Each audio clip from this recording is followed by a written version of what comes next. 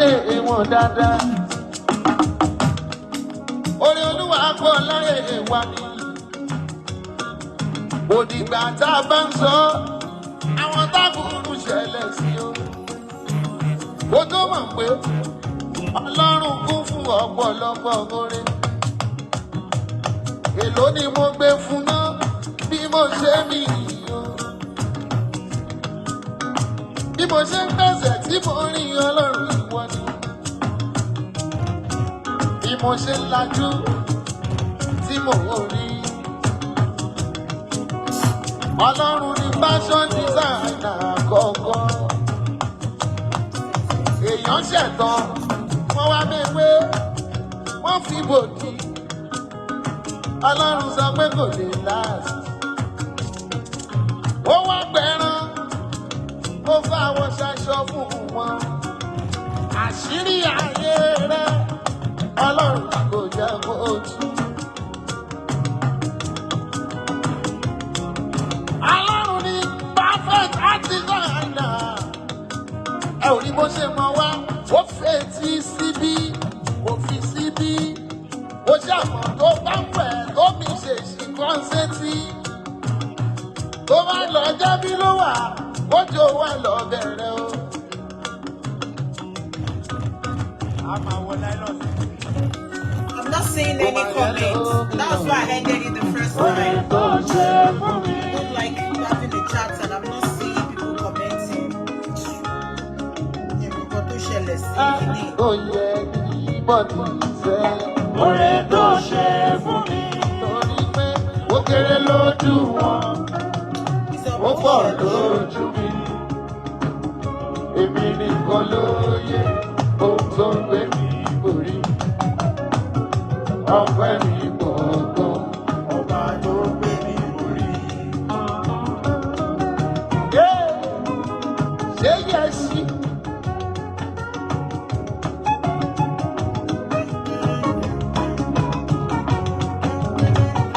Tún àgbọ̀ mi ò lẹ́bọ̀ àdínú, mi ò lọ ṣáájú ìgbẹ́. Aláàbò ló gbógo fọ́lẹ̀ mi, ọba tó já mi ayé mi. Lẹ́gbẹ̀ẹ́ mi òun máa mú yẹ, ọgbọ́n òye àwọn yẹ kéré. Síbẹ̀ ọ̀lẹ́ àtàn ló pàṣẹ fọ́ba òní, aláàánú mi ò ní yẹ. Èmi lọ́la tó borí yọ, aláàánú ló já mi ayé mi lọ. Ọ̀lẹ ni mí o, aláàánú ló jagun ayé mi.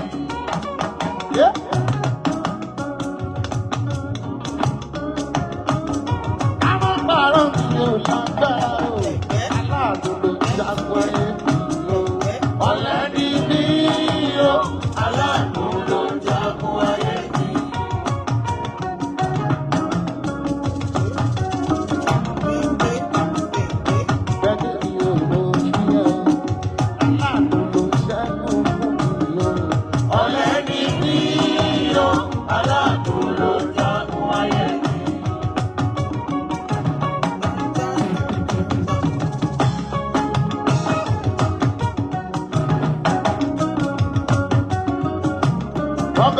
Okay. I will never be ungrateful to you, Lord.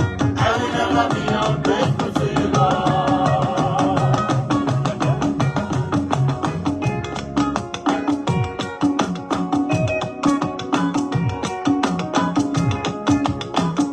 I will never, never, never, never. I will never be ungrateful to you, Lord. Lọ́jọ́ mo rí jẹ́ Ọlọ́run máa borí.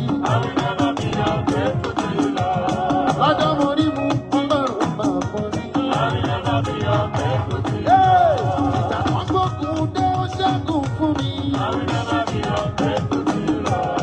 Ọlọ́run tó ń pè mí àtọ́ mú mi. I will never be ungrateful to you, Lord. Ọpẹ́ ìdí lórí àyà mi.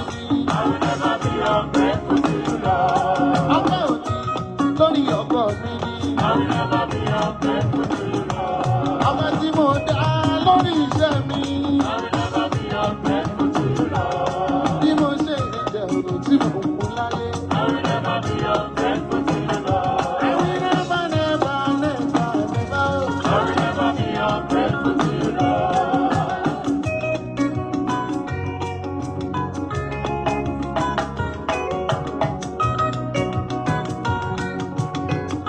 ẹ̀yin ọba dà ṣó wà bẹ́ẹ̀. mo mọ̀ wọ́n máa ti da pressure fún ẹ báyìí pé kí ló achieve lọ́dún ìjọ ó ti ẹ̀ rí nǹkan kan mú. àjọ kan lé eléré sọ wípé ojú ọ̀nà ọlọ́run fi mọ́ lò sí o. kì í sáré ṣùgbọ́n tó bá dé ayé mọ̀ kó ń ṣáájú àwọn tó ń sáré.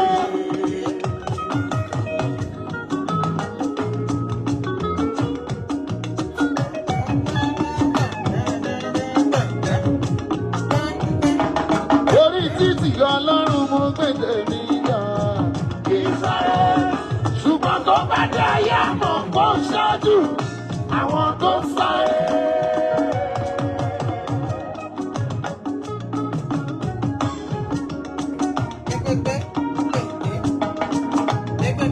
So you have a piano at home, but the only thing that sit down, my friend.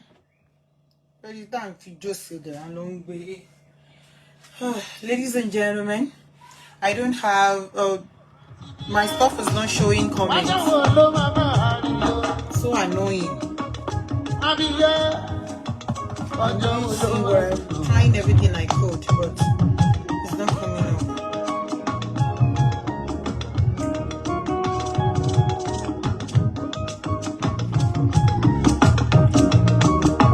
Alright, let's start. Sincere apologies, like I said earlier. I'm not seeing comments. The old stuff is just blank. So it's so annoying. I'm trying everything I could. Muti off here, Muti to come back again, but I still can't see anything, any comments. So I'll try my best to see. Timbale, I will comment through the other phone, but oh, mama, stop will flow me. You get. So Timbari calling pay just to salute you, Emma Binu, and then Timbari one or two things. The faking like I'm literally seeing a blank skit. Excuse me.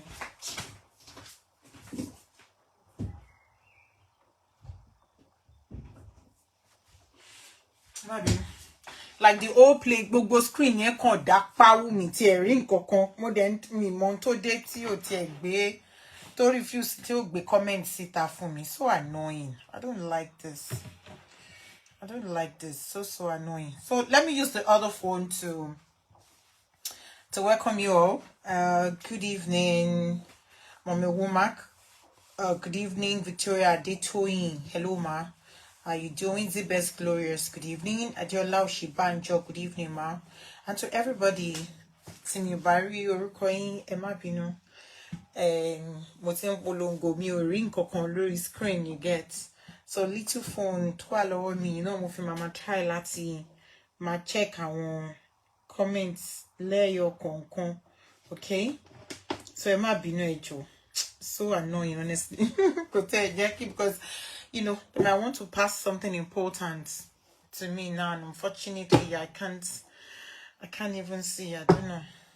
I can't see. I mean, monko to de mi monto verso posho. Ti comment to de fi wole báyìí. Kò tí ẹ yé èyàn mọ́. Gbe kori. Hey, a message just came in now. Hey, that pé ti wọlé gẹ́gẹ́.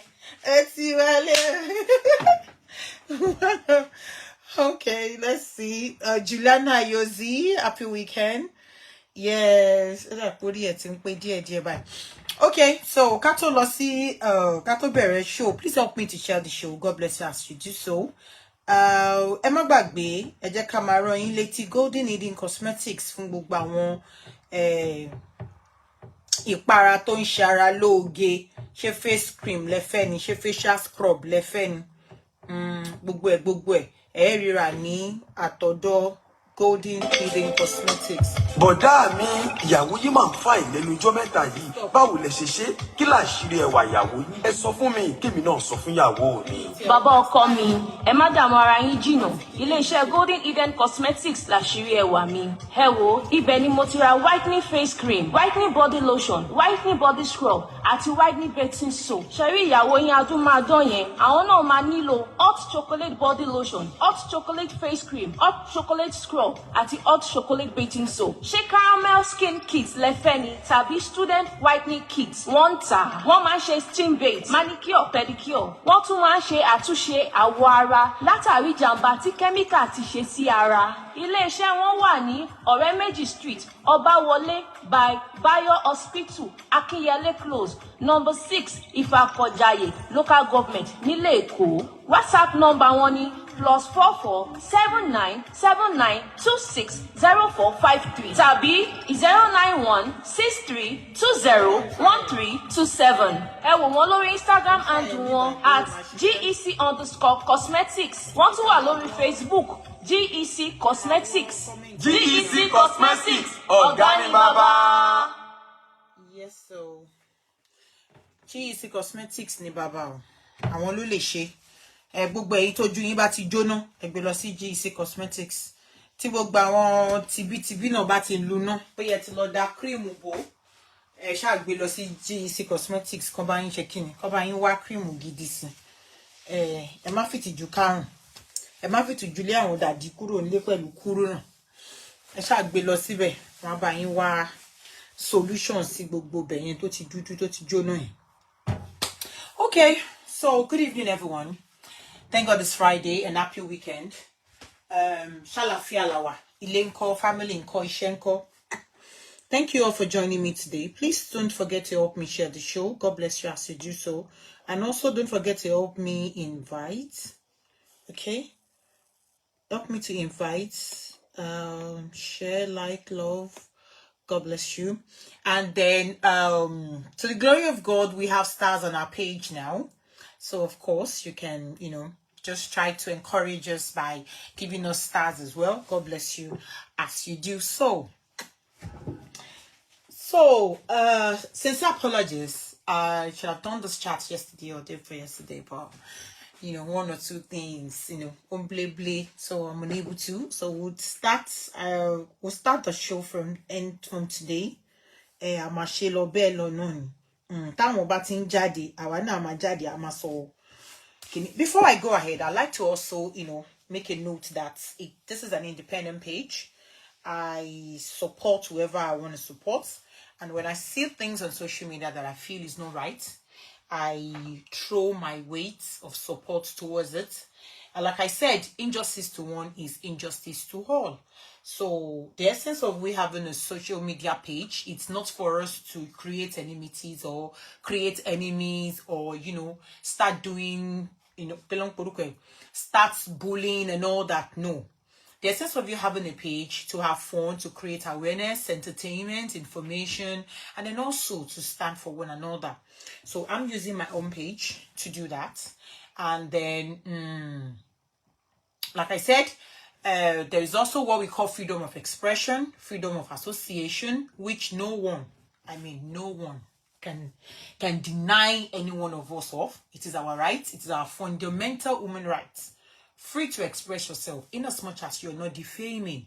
Be free to say what you what you saw, what you've seen, what you've heard, and what you're hearing, that you know that it's not right, and that you want to use to educate others as well. There is no crime in doing that. Okay? And also one thing to all our officials in the public office, criticism is part of you working for the government. If you don't want to be criticized, then please do the needful, and please do your work. Do it according to what the law states and according to what the Constitution states. If you don't want anyone to talk about you or to mention your name or to talk about what you're doing in your office, then please, you are meant to do what? You are meant to act rightly, okay? You're meant to do things the way it's meant to be and it ought to be done. Do you understand? Once again, if you work with the government, you are meant to what? You are open for criticism. So when they criticize you, don't take it as a form of defamation or take it as a form of dragging or take it as a form of bullying. When you take it like that, it means you're trying to show us that you are above the law. And I don't know how many people you want to gag or you want to gag our mouth from talking, which will not be possible. So allow us to exercise our human rights, okay? Once again, I'm not a speaker to anyone. I am independent. And when I say things, I will say it. So good evening. My fellow lovers and supporters, how you are doing? I'm sure we all are aware of this old brouhaha that's been going on since two years ago. Even more than 2 years ago. We all know. We are all aware. We are all familiar with the beginning of how it all began. Facebook fracas is Facebook fracas. You abuse me, I abuse you. We know there were 3 teams on the platform, on social media. A team led by Abike, a team led by Mame Sabod, and then we have a donation led by Dorcas Adeyinka. We all know it's all about you abuse me, I abuse you. You do this, I do, I you know. You talk about me, I talk about you. You bully me, I bully you. We all know that is the rule, okay? We understand the logic, with the rule and the logic behind Facebook fracas, okay? Now, around 2020 or 2021, then we started hearing stuffs about the Aye team led by Abike Jagaban writing petitions for people on Facebook. They went ahead, apart from abusing you, abuse me. Of course, they were the first team, you know, to do a physical attack. If you remember the video where Abike went to meet Mommy Esabod at the party in the United Kingdom, and then she did all sorts of despicable things to her there. So Aye team has always been radical. They've always been, you know, they've always been acting like hooligans and touts. Let's not forget, of course, their leader, when you may see her, you know, of course, she's raised, or she's from, check out a crazy or dysfunctional background. I'm just trying to take you down so that you all could understand, you know. Facebook fracas, Mommy Ebudola, how you doing? Emma Binu, can you comment you if you bear load. So Grammy Mole Materi, other phone you mon low. Timothy Tribal, just keep putting your comments, okay? I'll see it. Bogo wala mo, petit meta lo at social media, be machine solo. Adiola Samson, you're most welcome. Ibatoya, Aripe, Aye team, T Abike lead, Toshi or Gafun. They were the one that were going to Nigeria to write petitions for speakers on Facebook. If you remember back then, they started with Sister Jokotade. So many times they've harassed Sister Jokotade with police officers in Nigeria. They've not only harassed her. 1 minute you will see her on the show. The next minute you will see Sister Jokotade offline. The next minute you will hear she has been arrested. Who arrested her? Olowoshibi and Abike. They are also the first team that will come online and attack her. They are the first people that will come online and bully. We all know what they do there. With this or that, penkele lady, omo burukele no jati yemi fedaru korukwe. But etimeledo big be uni and twelve with cyberspace. She is the planted weapon of destruction. Tomando ninu team won lati attack away. But there's the same set of people that will go down to police stations to write petition. Just because they believe they know who is who, or they know 1 or 2, 3 people in police station or any police officers that they can quickly cry to. We know they were the one that started writing petitions for speakers. What a petition from Jokotade, yeah? What a petition for Sister Kwame. Let's not forget when Sister Kwame traveled to Nigeria. Was it 2 years ago or 3 years? They went as far as tracking Sister Kwame's number. Traced the number down to where she is staying in Abuja. All because of what? So they won't score cheap points. I'm sure what I'm saying, so many of you are not aware, or majority of us have what we have forgotten. So I'm trying to bring you, to take you back, so that you all can, you know, because mo gbọ́ táwọn wèrè kan tutu kutu, ẹ̀dẹ̀ mọ̀ pé nǹkan tán láì jù láti ṣe lórí social media ni kó máa manipulate. Wọ́n mú ọ̀rọ̀ tó jẹ́ òótọ́, wọ́n sáré máa twist ẹ̀, torí pé wọ́n rí pé àwọn làwọn jẹ̀bi. Lórí ìkànnì yìí gbogbo wa la mọ̀, Sister Onabanjo ṣe wá pa. Gbogbo wa la mọ̀ pé tó bá wá tíìmù olófo tó jẹ́ pé àwọn ló máa ń kọ ìkọkúkọ káàkiri stand the best. How you doing? We all know pé Aye tíìmù ni tí Abike lead. òun ló máa ń ṣorí burúkú yẹn àwọn dẹ̀ ló máa kọ́ wájà. I remember Mesoro coming online here, Abike coming online to call Sister Kwame. Ó ń ṣe child tea. Ó ń ṣe child trafficker, àbí trafficking, àbí kí ló ń porúkọ ẹ̀. The same goat yìí lọ competition for Sister Kwame in Nigeria. That is what they do. I'm tracing it back torí àwọn òpònú ọ̀dẹ̀ tó ń tútùkùtù àtàwọn wèrè tó kúrò nínú team wa tó wà lọ ń sọ̀sọ̀kúsọ. I'm still coming there. The same thing tó ṣe for everybody. What competition for Mommy Esabod? What competition for Dorcas Adeyinka? We all thought they were joking. Ọba bí ẹ̀dá máa bọ̀ Nigeria. Bí ọlọ́wọ́ ṣíbí àtàbí kẹ́ṣe máa ń sọ. Of course, and you all know fracas. You abuse me, I abuse you. Tó bá sọ̀rọ̀ èmi náà dá tèmi padà. Tó bá sọ hey, èmi náà sọ bí hello Mommy Lola Odulami. How you doing, ma? Tó bá sọ bí èmi náà sọ sí. Gbogbo wa la mọ̀ pé bọ́rọ̀ Facebook fracas ṣe rí nìyẹn. Kódà máa halẹ̀ máa lẹ́nu. Èmi náà tó bá bí wọ́gán tó bá bí ẹ̀dá tó bá bí yẹ́ àṣẹ gbogbo ẹ̀. Most of it gbogbo wa la mọ̀ pé a lot of speakers tó máa ń sọ̀rọ̀ wọn ò really mean nǹkan tí wọ́n ń sọ síra wọn lórí social media. But èèyàn kan wà tó jẹ́ pé olófo ni. Tó bá sọ̀rọ̀ sí ẹ tó bá sọ̀rọ̀ padà happy correct. How because of what? Torí pé o believe pé o mọ̀ èèyàn kan àbò believe pé wà lọ fò bòṣe tó bá lọ sí Nigeria. Amẹ́ni yẹn àbíkẹ́ni. Tí wọ́n bá sọ̀rọ̀ sí èèyàn tó bá sọ̀rọ̀ sí ẹ padà wàá mú ọ̀rọ̀ ẹni yẹn wàá wá gbé lọ sọ́dọ̀ àwọn tẹ́ ẹ fẹ́ lọ máa lò. Òun lẹ ṣe rí pé wọ́n ní one competition Àbíkẹ́ ló kọ́kọ́ bẹ̀rẹ̀ sí ní competition fáwọn speakers lórí Facebook. I want you all to know that. Òun ló kọ́kọ́ gbọ̀nà kò dẹ̀ sí speaker tí ò tí competition fún lórí Facebook yìí. Ó ti kọ́ so almost everybody ìmí wọ́n step it down torí pé wọ́n ṣì ń trace ẹni. Ìmí wọ́n ṣì ń ṣọ́ ni. Wọ́n ṣì ń ṣọ́ pé òdìjọ́ táwọn bá máa mú bí eré. Àmọ́ gbogbo díndọ̀ndì yẹn à ń wò wọ́n ràn. Títí ọkọ̀ oríṣiríṣi petition.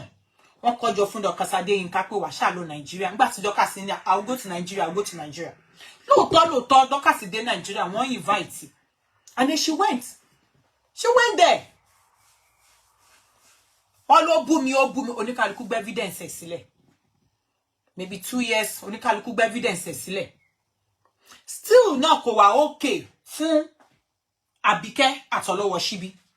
Wọ́n ṣì ń go ahead láti máa kọ́kọ́ kúkọ káàkiri. Wọ́n ṣì lọ ń kọ́ kó tó rí eléyìí. Àwọn ló máa kọ́kọ́ bèbú tó bá dá padà fún wọn. Wọ́n sáré mú show, wọ́n sáré mú video, wọ́n ṣà ń kó gbogbo ẹ̀jọ́ pókè. Àwọn ṣá mọ̀ nǹkan táwọn máa ṣe.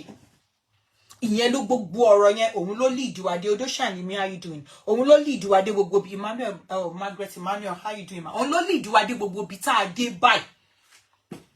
Ló lead wa dé gbogbo bí tá a dé angle tá a dé òun ló lead wa dé bẹ̀. Nǹkan tí mo fẹ́ kẹ́ mọ̀ ni pé àwọn ọlọ́kọ́kọ́ bẹ̀rẹ̀ sí ní kọ ẹ má bínú ẹ bá ròyìn ṣìríṣì. Oh, thank you for the stars Ayọ̀mídé Olúdárí. God bless you ma.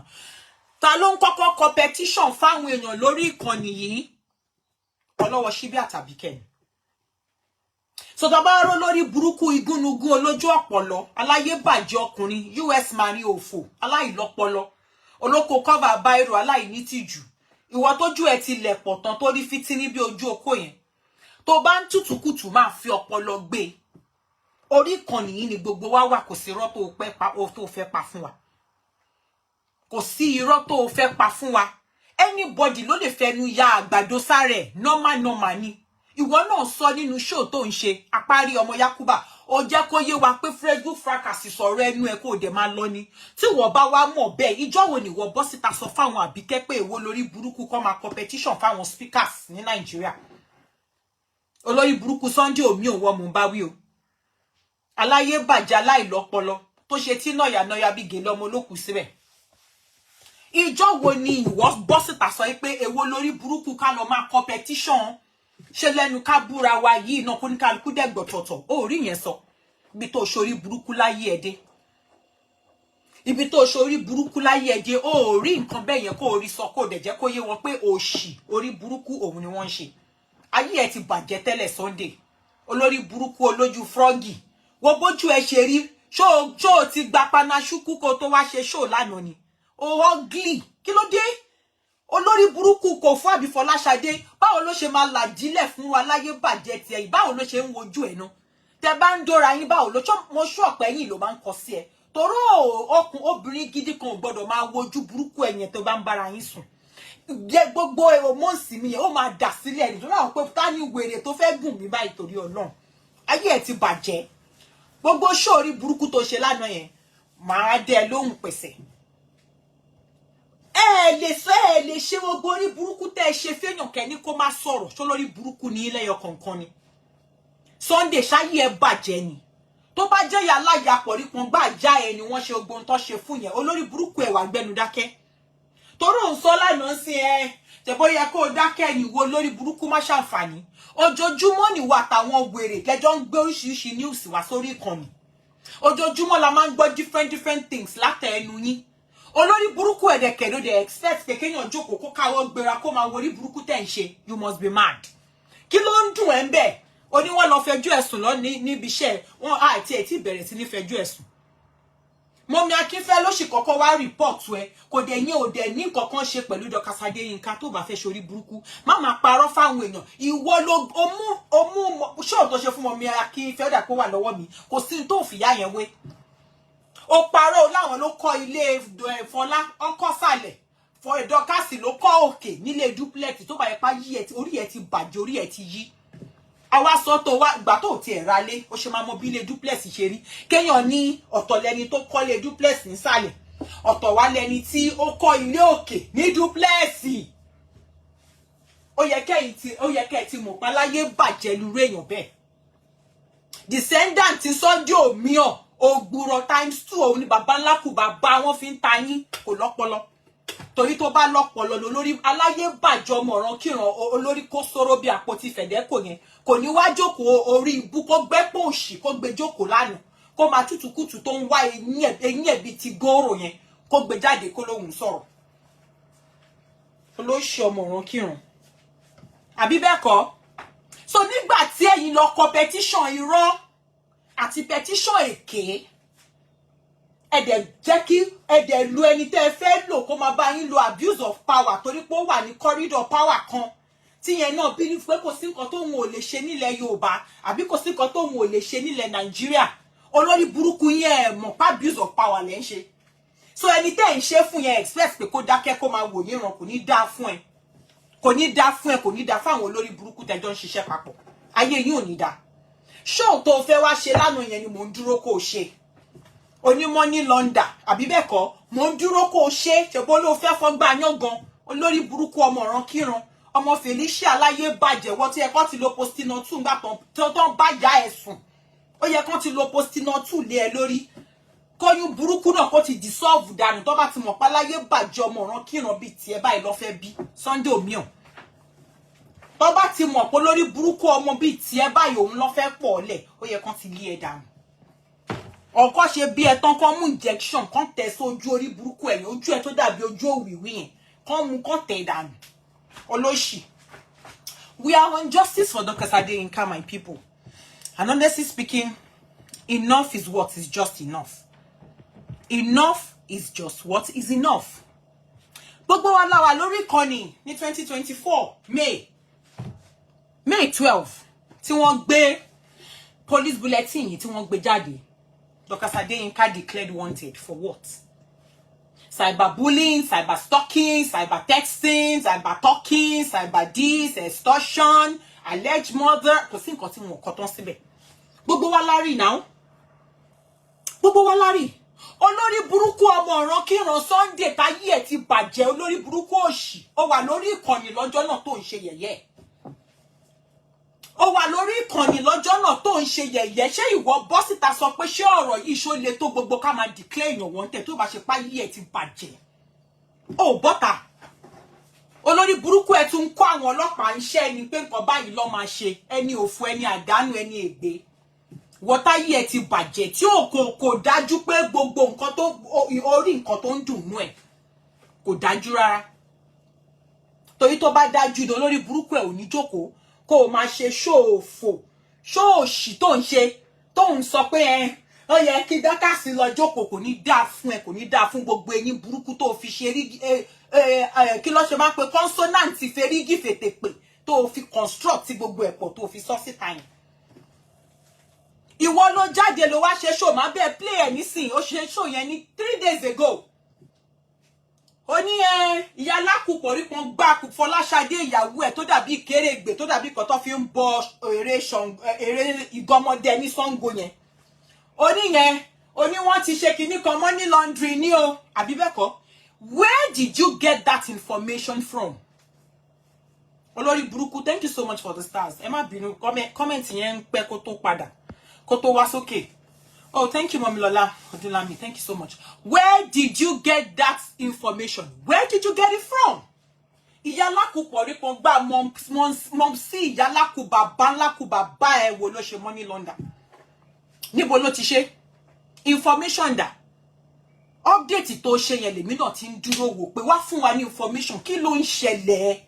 Ó wá bọ́sta ó láwọn wèrè má ṣàǹfààní kan sọ fún wọn pé kí wọ́n má ṣe show yẹn ó ní ṣoríire àwọn tó ní kó má ṣe yẹn ẹ níjọ ṣoríire papọ̀ ẹ níjọ kú síbi táṣọ yín wà ẹ níjọ ṣàǹkan re jẹ ẹ máa ṣorí burúkú láti January to January up next year up to next year up to next year ni torí pé lórí burúkú nìyín ẹ̀yin gan lẹ jẹ́ kí ogun kó mí lórí cyberspace wa ẹ̀yin ló lórí burúkú igi wọ́rọ́kọ́ tó ń da iná rú ẹ̀yin láláyé bàjẹ́ tó ń jẹ nídìí ìbàjẹ́ tó jẹ́ ayé yín ti rún jégéjégé ẹ̀yin ló purọ́ tó jẹ́ pé tẹ́ ẹ bá ti jáde 6-7 hours lórí show orí burúkú ìrọ̀lẹ́ wa ń pa fún wa kò wá ń ṣẹjọ́ yín àwọn ẹni òfò ẹni àdánù ẹni ègbé ẹni ẹ̀kọ́ àtọkùnrin àtobìnrin tó ń gbọ́ yín tẹ́jọ́ ń ṣe panelist sọnù àwọn ni mo rí bá rí torí pé àwọn láyé wọn ti bàjẹ́ po torí mi ò mọ ohun tó le tó gbogbo eléyìí kí la gbé kí la jù kí la ń fà gangan tá àti bẹ̀ kúrò ṣá rántí pé ilé ayé ẹsẹ̀ mẹ́fà ni torí tá a bá rántí pé ǹjọ́ àwọn kan tá a jọ bẹ̀rẹ̀ orí burúkú tẹ́jọ́ ń ṣe yìí wọ́n ti kú wọ́n ti rùn lára àwọn olórí burúkú team member yín ó ti kú dànù lórí ibi tó ti ń ṣe justice tó ti ń lóhun hate èèyàn kan kò jẹ́ kẹ́yìn jókòó kẹ́ ẹ ní làákàyè kẹ́ ẹ ronú kò jẹ́ kẹ́ ẹ ronú kẹ́ ẹ jókòó pé ẹ ti ẹ̀dùn náà ìwọ lórí burúkú tá ń bá kà nígbà tẹ́ declare èèyàn wanted on a particular stuff àbí bẹ́ẹ̀ kọ́ did you check ẹ ti jókòó ẹ ti ronú yín pé pẹ̀lú gbogbo nǹkan tí wọ́n kọjọ́ yẹn if this person was found guilty of any of the offences she should have landed in court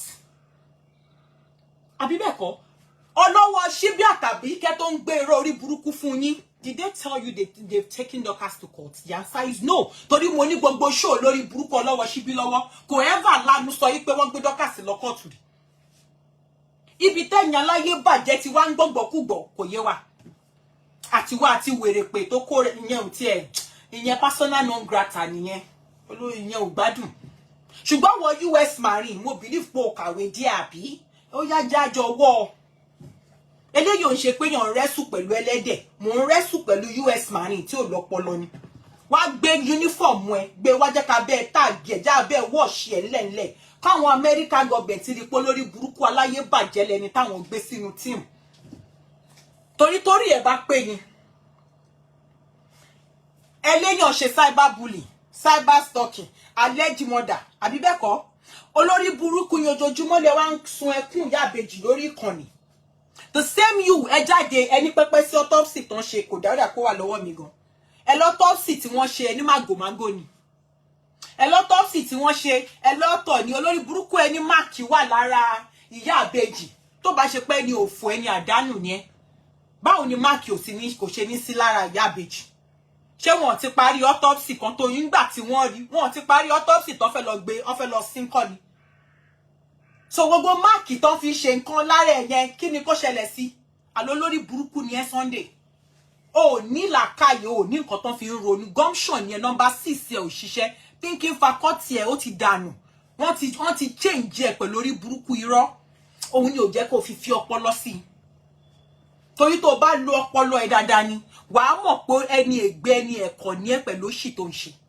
lórí pé ò ṣàfẹ́ sóòótọ́ ọ̀rọ̀ kọ́ má ba competition fún wọn náà lórí burúkú ẹ tó bá tún lọ Nàìjíríà kọ́ má mú ẹ mọ́lẹ̀ torí o ti mọ̀ páwọn àbíkí competition wọn á parọ́ gbogbo show tó ṣe tó ti bú àwọn ọlọ́pàá gbogbo ẹ̀ ló wà wà lọ́wọ́ títí wa náà ó mọ̀ pé máa send díẹ̀ sí wọn olórí burúkú ẹ̀ dẹ̀ ti fọ́nu pé US Army kan ò lè ṣẹ̀wọ̀n Naija ta ló sọ fún ẹ bẹ́ẹ̀ ṣó ń ṣe èrè ni ta ló lóò lè ṣẹ̀wọ̀n Nàìjíríà bó lórí burúkú ni ẹ́ tó bá ti bí ìyá ẹ̀rẹ̀ kọjá lọ sí Nàìjíríà lọ́la test ẹ̀ wò kó lọ so ibi tó wà yẹn wọ́n sọ fún ẹ pé kó máa parọ́ méyàn kó máa sọ pé èèyàn kan páyé èèyàn kò ní dáa fún ẹ kò ní yẹ ò ní rí ìkọrẹ ṣàjẹ Sunday olóṣì onísọkúsọ aláyé bàjẹ́ aláyé run bíi gbà pító ó ṣe ẹnu wàǹkó bí apẹ gàrí idiot ẹ wo ẹ jẹ́ lọ sínú show tí boss lady ṣe ká yọ àwọn points tá fẹ́ yọ ńbẹ̀ ká tó continue.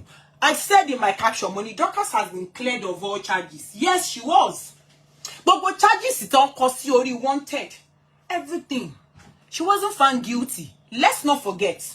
We told you at the point she went to Abuja and said, okay, fine, this is me. And of course, we won't let you go because we have a lot of something that we want to check, which is a normal protocol, is a normal thing. On a normal day, she was meant to leave that place. Yeah. But of course, Mr. Abuse of Power was there to show, only to give back news and information from Abike Were to ṣiṣẹ́ fún. Okay, no big deal. And the teacher investigation there was nothing like cyberbullying. Abi, she has her own evidence. Cyberbullying is a civil case. It's not a criminal case, and it's not that big case. It's not evidence. Cyber stalking, kalo cyber stalking. Ìgbà wo ló cyber stalking yan. Gbogbo wa la wà nbi ngba tó lórí burúkú lọ́wọ́ Shibi lọ sí Radisson. Ìyẹn ko cyber visiting ló ń pè yẹn. All those things they call it, they are all civil. Of which me I know. Pé tó bá di pé gbangba dekun, evidence ele kin gbe tèmi sílẹ̀. Mo sure but if you want to go by the hands of law, mo sure pata Bike àti Olowo Shibi wọ́n máa fọwọ́ bojú wọn ni. Tó bá jẹ́ pé àwọn bodies external body tí wọ́n mọ̀ rí ló handle case yẹn ojú máa ti àwọn méjèèjì because they've gone too far.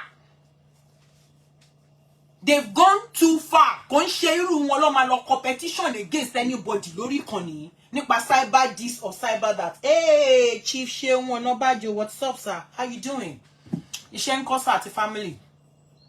Àbí bẹ́ẹ̀ kọ́ kò ń ṣe àwọn ló máa competition pé àwọn file fún èèyàn kan fún cyberbully ta ni wọ́n ti cyberbully Ṣàbíkẹ́ tó bẹ̀ kó lọ kọ cyberbully against wọn Messabod attack tó lọ fún wọn Messabod kí ni ká pè yẹn Àbíkẹ́ ò lè competition against anybody kó win kò jọ kò lè call against anybody kó win ẹ jẹ́ ẹ gbà best kí bí mo ṣe sọ yẹn ó láti make sure pé àwọn wá àwọn kíni òun wá àwọn dàrúdàpọ̀ officer bóyá kó fòbò ṣe ni bóyá kó fìdí ṣe ni á ṣàṣe nǹkan cause ó gbọ́dọ̀ wá show fún yín pé òun make ẹ̀ irọ́ dẹ̀ ni èwo ládé wá lọ làbólẹ̀ torí pé ó ṣàfẹ́ show pé yes mo fẹ́ mú Dorcas mo fẹ́ show pé Dorcas ààrẹ ló ń ṣe ààrẹ òun ló ń ṣe ayé ààrẹ ẹ̀dẹ̀ ló ń bàjẹ́ torí kò sí nǹkan téèyàn bá ṣe lẹ́ni tí ò ní gbẹ̀sùn ẹ̀ lọ́la kó o tó kú wàá gbà ṣáà ni standard wàá gbà ṣáà ni kò sí ẹni ọlọ́pàá tó bá fẹ́ display professionalism pẹ̀lú petition ranù tẹ́ ẹ kọ́ tí ẹni tẹ́ ẹ kọ́ sí náà kó gbogbo evidence ẹ̀ wá mi tí ìrọ̀ ọ́fíìsà yẹn tó máa sọ pé Dorcas jẹ̀bi yín mi ò tí rí. It's the reason why they are unable. That is why you see that they are unable to present anything tangible to the general public. Lori wanted it because everything kí ló fẹ́ sọ. She wasn't found guilty of anything. And that's the basic truth. Tell anybody bá busters or sọkúsọ fún yín, ẹ sọ fún wọn pé mi sọ pé it's a lie. It's what? It is a blatant lie. Alleged murder tẹ́ gbé síta in the first instance kò tẹ́ ń ṣe nǹkan tí petition téèyàn tí ẹ máa wò cause you cannot say pé ẹni tí ò rí yàn rí ó mọ́dá èèyàn sórí fóònù ló ti mọ́dá ẹ̀yìn ẹni tí ò ní physical contact báwo ló ṣe fẹ́ mọ́dá ẹ̀ and we have said it times of that number kó tó lè sọ yí pé èèyàn mọ́dá èèyàn you have to prove beyond reasonable doubt pé action tẹ́ni yẹn ṣe sí ẹni yẹn òun ló mú ẹ̀mí ẹni yẹn lọ. ẹni yẹn dẹ̀ ní intention láti ṣe action yẹn tó dẹ̀ mọ̀ pé action yẹn máa mú ẹ̀mí ẹ̀ lọ. How do you want to prove that lórí ọ̀rọ̀ Ìyá Ìbejì? Let us use our initiative, man. Òun ló ṣe máa ń yà mí lẹ́nu pé tẹ́ bá rí àwọn aláyé bàjẹ́ bàbá àti ìyá tó máa ń láwọn ṣe panelist òfò tó máa ń jókòó tó máa ń gbọ́rọ̀ èmi orí Facebook ilé mi ti rí pé púrúǹtù tí ò ka nǹkan kan ìyá á jókòó sórí platform á lóun ń kọ́ yín àbóhùn dá yín lẹ́kọ̀ọ́ ẹ̀yin tẹ́lẹ̀yìn ní PhD ṣe ṣe eré ní púrúǹtù yẹn mọ̀wé òun ni ò kọjá àbù kó gba school lọ àbí ó ṣe ó gbà bí kí la fẹ́ sọ ó mọ̀ pé òun mọ̀wé ni ò gbọ̀nà school lọ ẹ̀yin náà wá gbẹnu sókè ẹ̀ máa gbọ́gbọ́kúgbọ́ lẹ́nu àrìndì wọ́n á máa parọ́ fún yín wọ́n á máa dán ẹnu wọ́n á máa twist ẹnu all because of the stupid hatred tẹ́lẹ̀ ẹni fáwọn ọmọ tẹ́ fìdí yín bí ẹ dá mi lóhùn torí pé ẹni fáwọn ọmọ tẹ́ fìdí yín bí ó mà ṣe o ó mà ṣe o. She was not found guilty of everything. Hence, ibiti the ACP, ibiti wọ́n ti wọlé nìyẹn. Tó ti di pé àwọn bẹ̀rẹ̀ sí ní lo abuse of power. Because we heard that you wrote a petition against Dorcas. For what?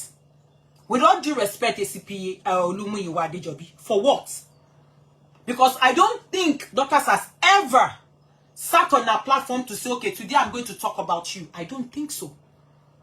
So in the first instance, why write a petition against her? Why bring out Esabod's show to combat Dorcas Adeyinka, which is a no-no in the court of law? Oh, le mu third party, ko wa fi beyan ja, ẹni tó bú ẹ gangan ló máa gbé wá sí court. Who? Ibẹ̀ ti máa mọ̀ pé this abuse of power gangan òun ni wọ́n ń lò kò ń ṣe pé wọ́n rí anything tí wọ́n fẹ́ fi mú Dorcas Adeyinka lọ́wọ́ pé this is the offence. But torí pa ṣá ti mọ̀yàn kan tó wà l'authority ìwọ ẹ̀yẹn má wọ́ọ̀dẹ̀ ẹ̀yẹn má ṣe ẹ̀yẹn ṣá má ṣọ́ ẹ̀yẹn jẹ́ kó ṣe show kan tó bá ti ṣe show yẹn tó jẹ́ pé ó bẹ́ yóò sọ̀rọ̀ séyàn kan ẹ̀yẹn gbé show yẹn wá bá mi èmi á competition against them á sọ pé mi ló ń bá fà. How long lẹ fẹ́ ṣe gbogbo játijàti yẹn dà? How long lẹ fẹ́ ṣe gbogbo rédèrèdè? How long yẹn lẹ fẹ́ ṣe dà? You cannot gag anybody pé kó má sọ̀rọ̀ lórí platform. You have to bring the proof pé it is you ni ó ń refer sí. Not until when she now started mentioning. Nobody even knows. Gbogbo akọ ògbà kí ló ń ṣẹlẹ̀ ọ̀rọ̀ declare wanted là ń sọ. And when we talk about declaring people's wanted, it is the office of the ACP Olumuyiwa Adejobi don't declare your wanted. Hence the reason why we are questioning him on why was Dorcas Adeyinka declared wanted. So eléyìí ò ń ṣe pé bóyá kìnìkan. It is his office. Òun náà la máa béèrè. Excuse me, sir. Why do you declare someone wanted illegally? You declare someone wanted on a Sunday without consequent order. Bolotin Sherwe, mouth wide, nose big. That's an insult. That's defamation. Why would a government body bring out a bulletin full of defamation, defamatory words, insultive words? Why? It is questionable. It is. Mama koruko mi. Emma, try again. I try again. I remember when I was in school, my project was freedom of the press. That was what I wrote, my project, yeah. That was about 8 chapters. And with, I think I spoke about Delegiwa, I spoke about so many journalists that were gagged. So, go back when you Jemmy, sir. Go Jemmy at all. I think I go show boss lady. I want my solo. My play, I want to fun you know. Ṣó ti yé wa bá ṣe bá máa ṣe lọ nìyẹn olórí burúkú Sunday jẹ́ tẹ̀wọ́kọ́ play Sunday nù àwọn olóṣì lè máa fi abuse of power máa fi torment èèyàn kẹ́dẹ̀ expect pé kẹ́ni yẹn dákẹ́ no gbogbo páńpẹ́ tẹ́lẹ̀ ẹ̀dẹ́lẹ̀ kò mú ṣùgbọ́n ẹ gbọ́dọ̀ wá parọ́ fáwọn èèyàn ìyẹn lẹ fi wá bẹ̀rẹ̀ sí ní wá ṣe gbogbo ohun tẹ́ ń ṣe ẹ wá ní somebody is now there torí pé ẹ mọ̀ rí. The person is there telling you guys not to worry. This person will just wake up one morning and you lori buruku manipulative idiots. Ben your ba show lori platform sáré gé lọ. And then he thinks, of course, he's got power. And then he tells his people, where his junior officer, oh yeah, take this thing, go and do it for me. Of course, ìyẹn náà máa ṣe bó ṣe yẹ pé ìyẹn mọ̀ pọ̀ go òun goof corruption. Á ṣe. Inú tí yá máa dùn ju orí burúkú lórí social media. And you knew mọ̀ fúnra yín pé abuse of power lẹ lò. It's not as if she actually she actually has a case. There is no case anyway. She was not taken to court. She was not taken to court. I repeat. So the bad don't suffer you pay a court. Wow, it's a lie. There is no court anywhere. The only court to wa is Dorcas Adeyinka herself. But she said it on her platform. But enough is just enough. So you guys should stop listening to àwọn aláré bàjẹ́ tó ṣàkún parọ́ fún yín torí pé wọ́n mọ èèyàn kan tó ń bá wọn ṣiṣẹ́.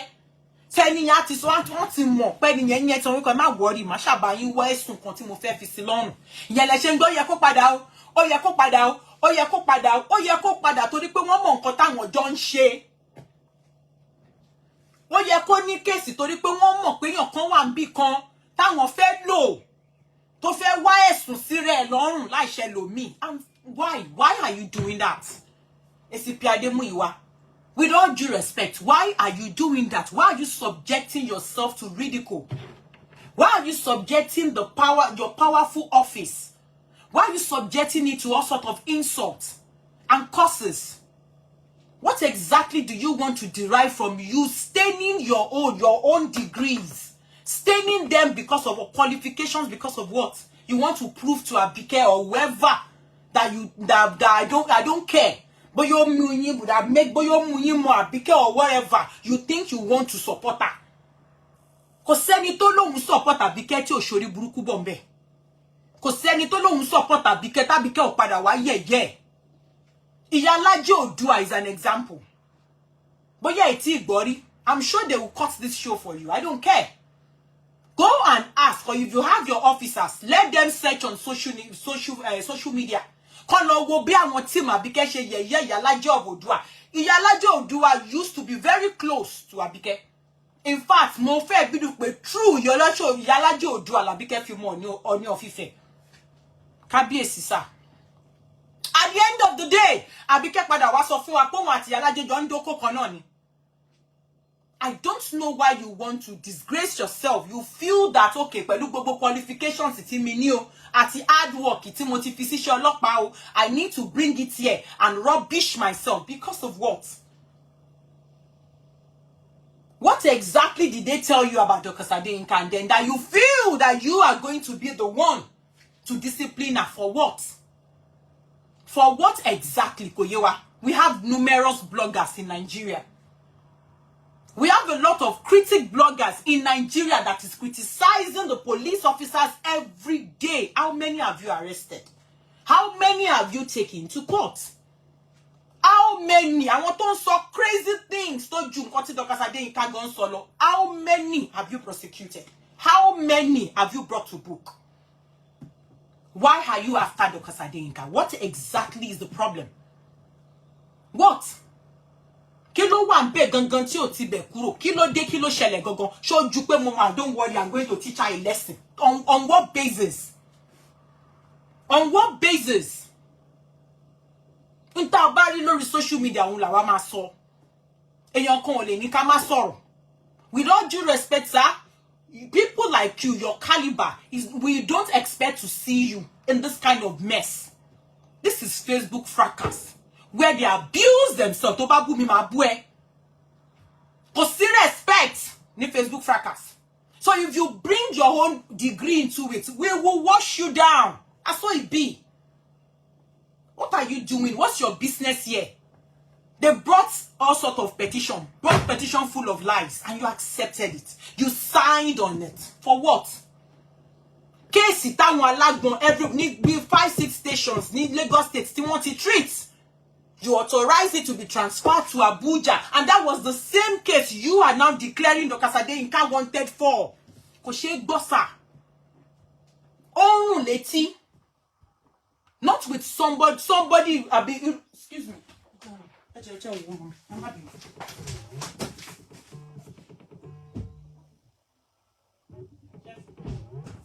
Sorry, please. I need to check. Not with not with people. kí ni mo ti ń sọ̀rọ̀ mi kò ń ṣe eré èèyàn bíi tí òun ló yẹ ká bá níbi ìdọ̀tí no not at all ìyẹn la ṣe ń béèrè la ṣe ń wò pé an injustice to one is an injustice to all ojoojúmọ́ làwọn èèyàn ń criticize àwọn ọlọ́pàá Nàìjíríà ojoojúmọ́ and if you are saying bóyá wọ́n gave video pé Dorcas said things about ọlọ́pàá Abike has said worse about the police officers Abike has said worse about SARS she has said worse about the ex-president. So what exactly is the problem? The same video. See Abike Were. Obala náà ti play video yẹn lórí platform wọ́n where Dorcas was talking when Fulani. Àwọn èèyàn sọ worse things. Nígbà táwọn Fulani wọ́n dẹ̀ sì ń sọ dọ́là. Mo sì wo video kan lánàá tó láwọn Fulani kan lọ pààyàn àwọn èèyàn kan lóńdó. Àwọn ọ̀rọ̀ táwọn people yẹn ń sọ ńbẹ̀ yẹn ó kà màmá. Ó lè kú. Have you gone there to arrest them and charge them for treason? Oh, no, you've not. So what exactly is your problem with what Dorcas said? Kí lẹ fẹ́ derive nínú ẹ̀? What is that urge? Where is that urge of, I want to crush her? Where is it coming from? Where is she coming from? It's a slap. It's a slap on your office and a slap on your own self, your own qualification. That a whole PRO of Shea Federation Lamakwen is involving himself with this so-called fracas thing. Whatever they must be giving you or they must have, served you with, you should be able to differentiate between what? Business and pleasure. You should be able to differentiate between, business and enjoyment. Kilo le to yen. Kilo wa nbe no, shon fi ru si ni. Shon fa ta si, shon fi mangi si ni. Haba. Why are you so bent on? And then the next thing, thank God, money laundry. For where? Where's money laundry coming from? Not impossible. And anything on the social media, akomama gboni. Ma wo kabo la won le tu tin riri kuri. Bo lo tin gbogbo kugbo. Honestly, gbogbo àwọn nǹkan báyìí we need to stop. We need to stop. Mo fẹ́ kẹ́ gbọ́ nbo. Sorry. She was wanted and oh my God. Excuse me. Wanted on different. Yeah, no, Tọ́nà. Mo ti sọ nígbà kan náà pé nígbà tó ti rí. This is nonsense. Tracked declaration that she was wanted, and today she's. Ohun tí ó kẹta ọmọ olódì kílẹ̀ pé kọ́ retract wanted lọ gbé fún. Yẹ́n kò tọ́nà. Mo ti sọ nígbà kan náà pé nígbà tó ti rí yẹn, ó yẹ kó kọ síbẹ̀ pé kọ́ change the status ẹ̀ sí capture. Àti mólè. Ó yẹ kó change sí capture. But of course, Nigeria wọ́n lè máa fi bẹ́ẹ̀ take note nípa gbogbo àwọn kìíní wọ̀nyẹn tẹ́bọ̀. Nigeria fi bẹ́ẹ̀ ní mọ́ọ̀ṣù nípa cyber stuff. So ó yẹ kó lè change sí àti mọ́lẹ̀ o lè bá àwọn àti mú wọ́n lè change sí capture. Ìbúrò pé nǹkan tí ó yẹ kó wà sí nìyẹn. But bóyá àwọn yẹn ti wá sẹ́ǹsì wípé ọmọ yìí ògbólógbò wèrè ni o. Tọ́mọ ìbá mọ ojúṣì máa tọ́mọ ìbá jáde sí UK. Àwọn tún padà lọ declare wanted because by now ó lè ṣe kó jẹ́ pé àwọn ọlọ́pàá gan wọ́n sì ń sùn lọ́wọ́ ni. Now ó yẹ kó ti declare wanted. Ṣé ń gbọ́rọ̀ burúkú lẹ́nu asín? Ṣé ń gbọ́ ohun tó sọ? Ó ní now ó yẹ kó ti declare Dorcas Adeyinka wanted. Ẹ wá béèrè lọ́wọ́ ara yín pé wanted for what again? Ẹ máa gbọ́ lọ. Ó yẹ kó ti padà sí Nàìjíríà. Ó yẹ kí Òkété ti padà sí Nàìjíríà kó lọ fèsì gbogbo àwọn ẹjọ́ especially ní kágbówó sápò kájówó gbé táwọn ẹ̀pọ̀ sí money laundry. Ó yẹ kó ti fèsì gbogbo yẹn. Lẹ́sẹ̀ ní èmi rò pé nǹkan tó mú Òkété tó fi bọ́ síta ó dàbí pé ẹ̀wọ̀n. Ẹ bá mi béèrè lọ́wọ́ olórí burúkú má ṣàǹfààní tó ń rojọ́ ẹ̀ pé where is this nǹkan tó sọ yẹn, where is it coming from?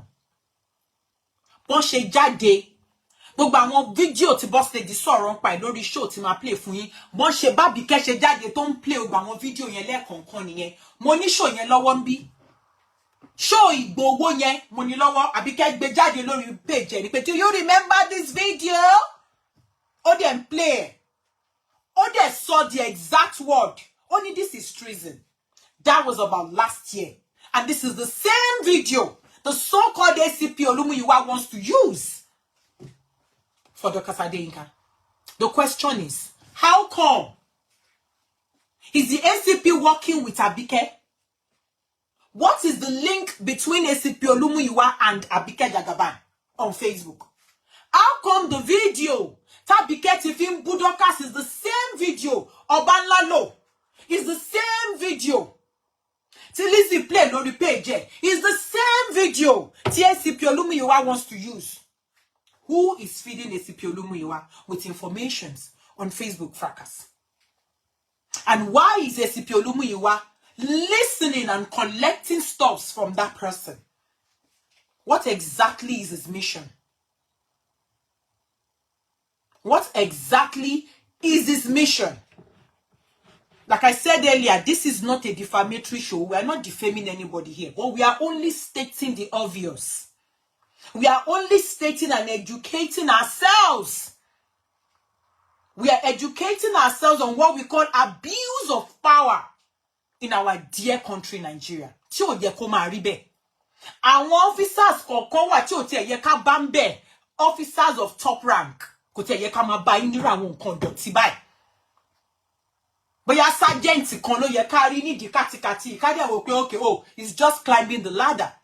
But not someone like you, an ACP, for God's sake. What exactly is your mission? Why is it that the same video Tabike ti gbé wá more than 5 times on the platform where is the same video that you are now saying you want to use against Dorcas Adeyinka and then you call it treason? What exactly do you understand by the word treason? The same Chief Igboho, Igboho, with all due respect, sir, the man is in Nigeria right now, balling and enjoying himself. I don't think the federal government has charged him for treason. So I don't understand where that word treason. Back to boss this money treason for what? Mo sáré padà lọ sórí Google page or ṣé mo mọ̀ tún mọ̀ treason yẹn sáré lọ check here. Just because in your sorrow. Oh, come on now. This is a slap. This is seriously a slap. Ọ̀rọ̀ lẹ́gbọ́n lẹ́nu olórí burúkú aláyé bàjẹ́ ọmọ ọ̀rọ̀ kíran ọmọ Felicia torí ẹ̀ pa bí bàjẹ́ ọ̀bọ yìí. Ọ̀rọ̀ lẹ́gbọ́n lẹ́nu ẹ̀. Ó ló yẹ kí Dorcas Adeyinka ti wà Nàìjíríà báyìí toró yẹ kó lọ jẹ́jọ́ agbowó síbì kan àgbowó síbì kan. Ẹ bá mi bèrè lọ́wọ́ olórí burúkú má ṣàǹfààní pé ṣé ìyẹn wà nínú kéèsì tó ní wọ́n treat tẹ́lẹ̀. After 48 hours, God bless you, Adebayo Wari. Ṣé yẹn wà nínú kéèsì tí wọ́n treat tẹ́lẹ̀? Because on tó gbé fún wa cyber bullying, cyber stalking, extortion, àbí bẹ́ẹ̀ kọ́.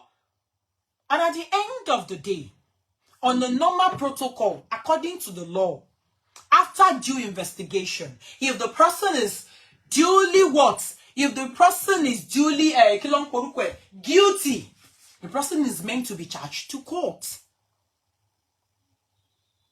Could there see níbi tí wọ́n sọ yìí pé wọ́n charge Dorcas Adeyinka sí court?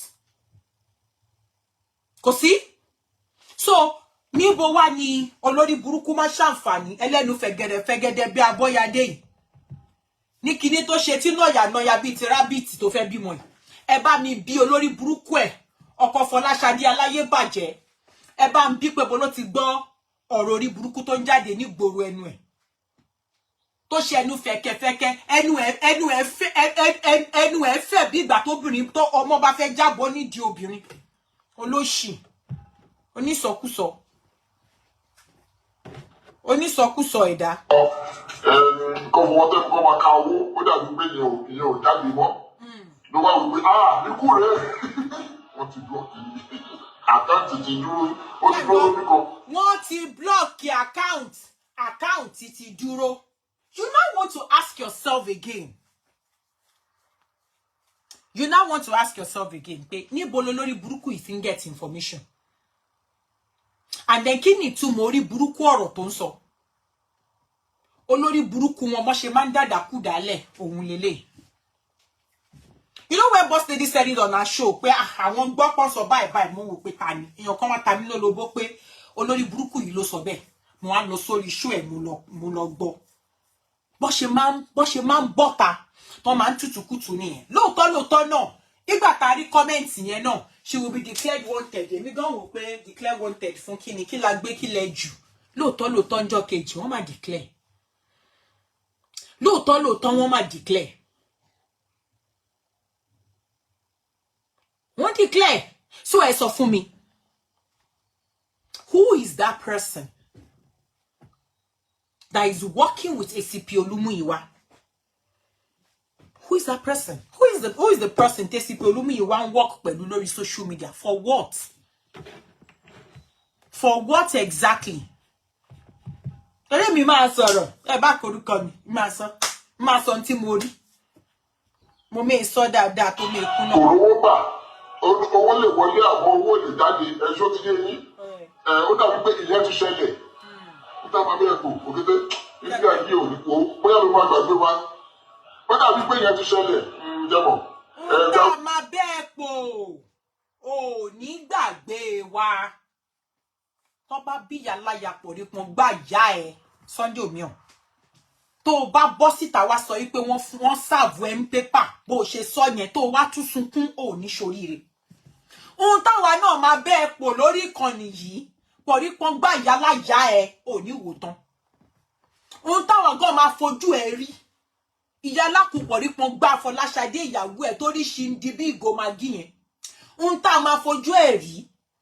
Olórí burúkú yín ẹ̀ níjọ gbàgbé. Torí páláyé bàjẹ́ òun ni ẹ́. Ìwọ ẹ̀ bàjẹ́ kó gun omi láyé kò ní dá fún ẹ, kò ní dá fún gbogbo ẹ̀yin tẹ́jọ́ ń ṣiṣẹ́. Gbogbo bẹ́ẹ̀ bá ṣe ń gbé Ọlọ́run máa ṣe kíni, Ọlọ́run máa pàdé yín á dẹ̀ máa bá ti yín jẹ́ ni. Ẹ̀yin ṣe ti yín sì yín àwọn èèyàn orí yín wọ́n kan bí ara sí yín. Nígbà tí àlọ bá lọ tí àbọ̀ wá padà wá báyà lákùyapọ̀ rí pọn gbà ìyá ẹ Sunday. Ìgbà ẹlẹ̀ wá kéyìn orí burúkú sókè. Ẹ máa léyàn kan burú. Ó yẹ kéyàn kan gbàgbé ẹ̀. Kò ní dá fún ẹ, kò ní dá fún gbogbo ẹ̀yin tẹ́jọ́ ń ṣiṣẹ́ papọ̀. Ayé yín ò ní dá. Ayé yín ò ní ṣe kíni kò ní settle. Ẹ̀yin olórí burúkú ọmọ ọ̀ràn kírun. 40 million fún aráàlú òyìnbó kan tó sick. Ẹ̀dá 50 million fún aráàlú òyìnbó kan tó ní insurance. Ẹ̀dá sínú àkáǹtì mi ní Nàìjíríà.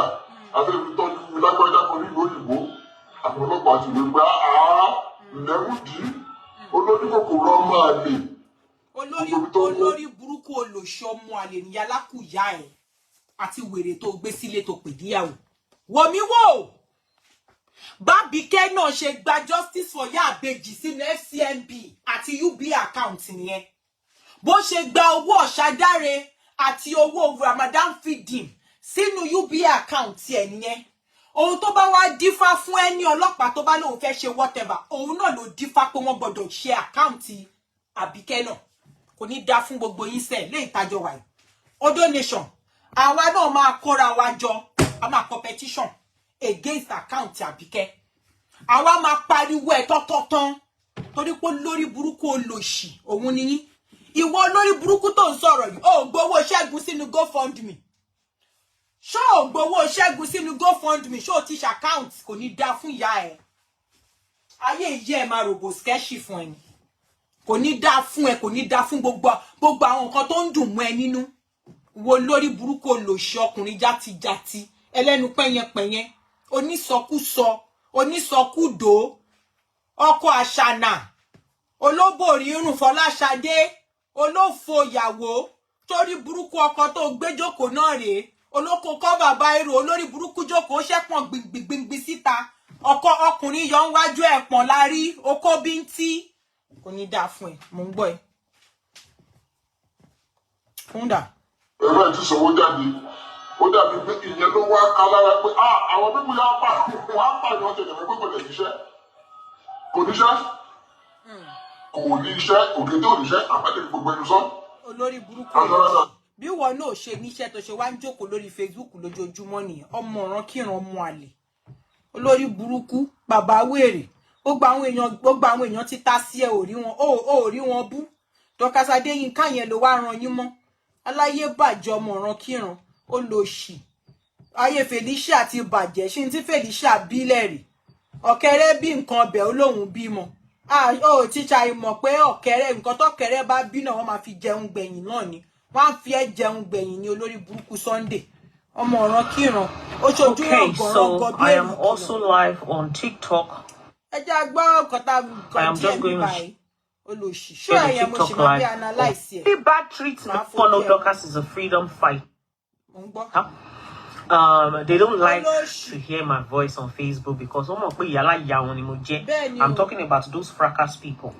They know that when they want to destroy somebody, when they want to destroy somebody's life, somebody like Dorcas will stand up against them. Thank you so much. And I will fight them with everything that is inside of me. I have never fought any battle on Facebook. That is my own personal battle. Okay? Every single battle that I've ever fought in my life is other people's battle. And that is why Dorcas is where Dorcas is today. Now, I am not angry about it and I don't care. And you see those battles that I have fought, I will fight them over and over again. I am a freedom fighter and nobody will take my freedom away from me. Oh, yes. Now, those people that I have fought their battle, the people that they are fighting with, they are very angry. You don't expect them not to be angry because Dorcas has dealt with them rudely. More than they ever gbàgbé nílé ayé wọn tó máa fi ṣọ́kú wọn lè gbàgbé ọwọ́ Dorcas nínú ayé wọn. Because ìkà ni wọ́n, ọ̀bàyéjẹ́ ni wọ́n. So, they have gone to manipulate a particular officer. Okay, totally manipulated the mind of that particular person, that the person is strictly on their side. Not only is it that the person is on their side, the person is also using himself as a tool to fight Dorcas so that those people can have their way. And I am saying no to that. Okay, like I said last year, I'm saying no to that because, no matter how much, people talk about Nigeria, we still have law, okay, that guides everything. Nigeria is not, as bad as everybody or some people think it is. Look at the case of Natasha that is going on social media. She went on TikTok, she went all out, she did everything that she needed to do. She continued to speak out. She didn't allow anybody to intimidate her, even though, the people that are, justice for Dorcas, like I said, over the next couple of months or weeks, a lot of things is going to start happening. Okay, we want clarification into the issue that is ongoing. We need justice. We need proper independent bodies. Okay, we want we want every person is, oh, you cannot do anything with this person. No, nobody, both wrongly, so campaign for you. In my case, Dorcas Adeyinka, that was unlawfully declared wanted. Exactly. I want my case to be investigated by independent body. And sir, please help me to tag my wonderful president of the Federal Republic of Nigeria, sir. Sir, I do not want Mr. ACP Muyiwa Adejobi, anybody that is connected to him, anybody that my case is in their hand, that has anything to do with the PPRO of the Federal Republic of Nigeria, Mr. Muyiwa Adejobi, anybody that is handling that case at the moment, sir, I do not want them to. I want my case to be taken away from such person. Exactly. Because they are being biased. Exactly. Now, ACP Olumuyiwa Adejobi, don't you think this is a slap on you? It's a slap, it's a stain on your reputation, a stain on your dignity, your integrity. As the ACP, the FPPRO, you are like the face of the Nigerian police force. And here you are, being biased on a clear case. And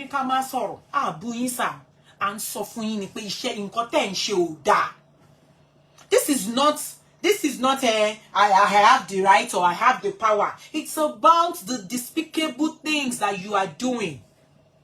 I'm still asking, and I will keep asking, what exactly is your interest and your mission on this case? To wa di olu wonkoko, to di olu ron titi, to le toyin. You shouldn't be. That is part of the oath of office you took. You are not even supposed to be biased on a case. You are not even supposed to be on a case that belongs to your friends and family. It's part of the oath. Because you would never treat it with fairness. And that is the case that we are having now. Case you were never truthful. You were doing it from one department to another, because all of them kept telling you, it's what is a stupid, useless case. I want to competition, your lori buruku ni won. Irọ́ ti báyé wọn jẹ́. Lára ẹ̀, àwọn olórí burúkú èèyàn, lára nǹkan tó kọ sínú petition tí ò make sense. From such person, because they are being biased. I want my case. Téèyàn bá lè bọ́ síta lọ sí TVC lọ sọ irú ọ̀rọ̀ orí burúkú báyìí. Okay. Ọlọ́wọ́ ṣíbí lára àwọn tí ó lọ competition orí burúkú tó bá lè bọ́ sí TVC lọ sọ ọ̀rọ̀ rúnrún tó dẹ̀ mọ̀ pé irọ́ lòun pa. Irú èèyàn bẹ́ẹ̀ yẹn kí ló yẹ kán ṣe fún tó lọ parọ́ fáwọn ọlọ́pàá jọ. Ó yẹ kán jù sẹ́wọ̀n ni. Olórí burúkú ọlọ́wọ́ gbígbẹ yẹn ó yẹ kán jù sẹ́wọ̀n ni. Àbóhùn kọ́re ohun tó ṣiṣẹ́ ní TVC ní July last year. Dorcas Adeyinka over the comments she made via a podcast alleging that she committed incest with her father that produced 3 children. Through a petition submitted at the force head, the complainant agrees that the Constitution allows for freedom of speech. During a petition that was submitted at what? Force headquarters. And the ACP Olumuyiwa accepted it. You accepted it from her, knowing fully well that she lied. Kate wa gba pe egbon ko parọ́. Nísìn ngba tán wá ṣe investigation tán ní kó lọ evidence wá tí ò rí múlẹ̀. What were you supposed to do? As a senior officer, an ACP, FPPRO for that matter, are you still supposed to continue láti máa gbèjà olórí burúkú olóṣì yẹn? And they kept staining you. And you are saying we should not talk. Èmi máa sọ̀rọ̀. Ntimbadi lórí social media because this is a slap on you. We should be able to be proud. We should be proud of you. Oh yeah, yes, in my country we have a man, an able man, a stunt man, a man that knows the law and knows how to apply the law efficiently and effectively. You are biased lórí obìnrin méjì ń jà. What is your interest? What is your business? Want to gbé irọ́ orí burúkú wọn gbé wá bá yín ní higher. And you are accepting it for me ò rí irú ẹ̀ rí láyé mi. Èèyàn gbé irọ́ orí burúkú ó submitted petition to the force headquarters pẹ̀lú irọ́ tó pa tó tún gbé lọ sí TVC tó bá ṣe pa ya kọ lórí burúkú ẹlẹ́sẹ̀ gbígbẹ. Lẹ́yìn tó parọ́ sí petition tó gbé wá ó tún gbọ̀nà TVC lọ ó lọ parọ́.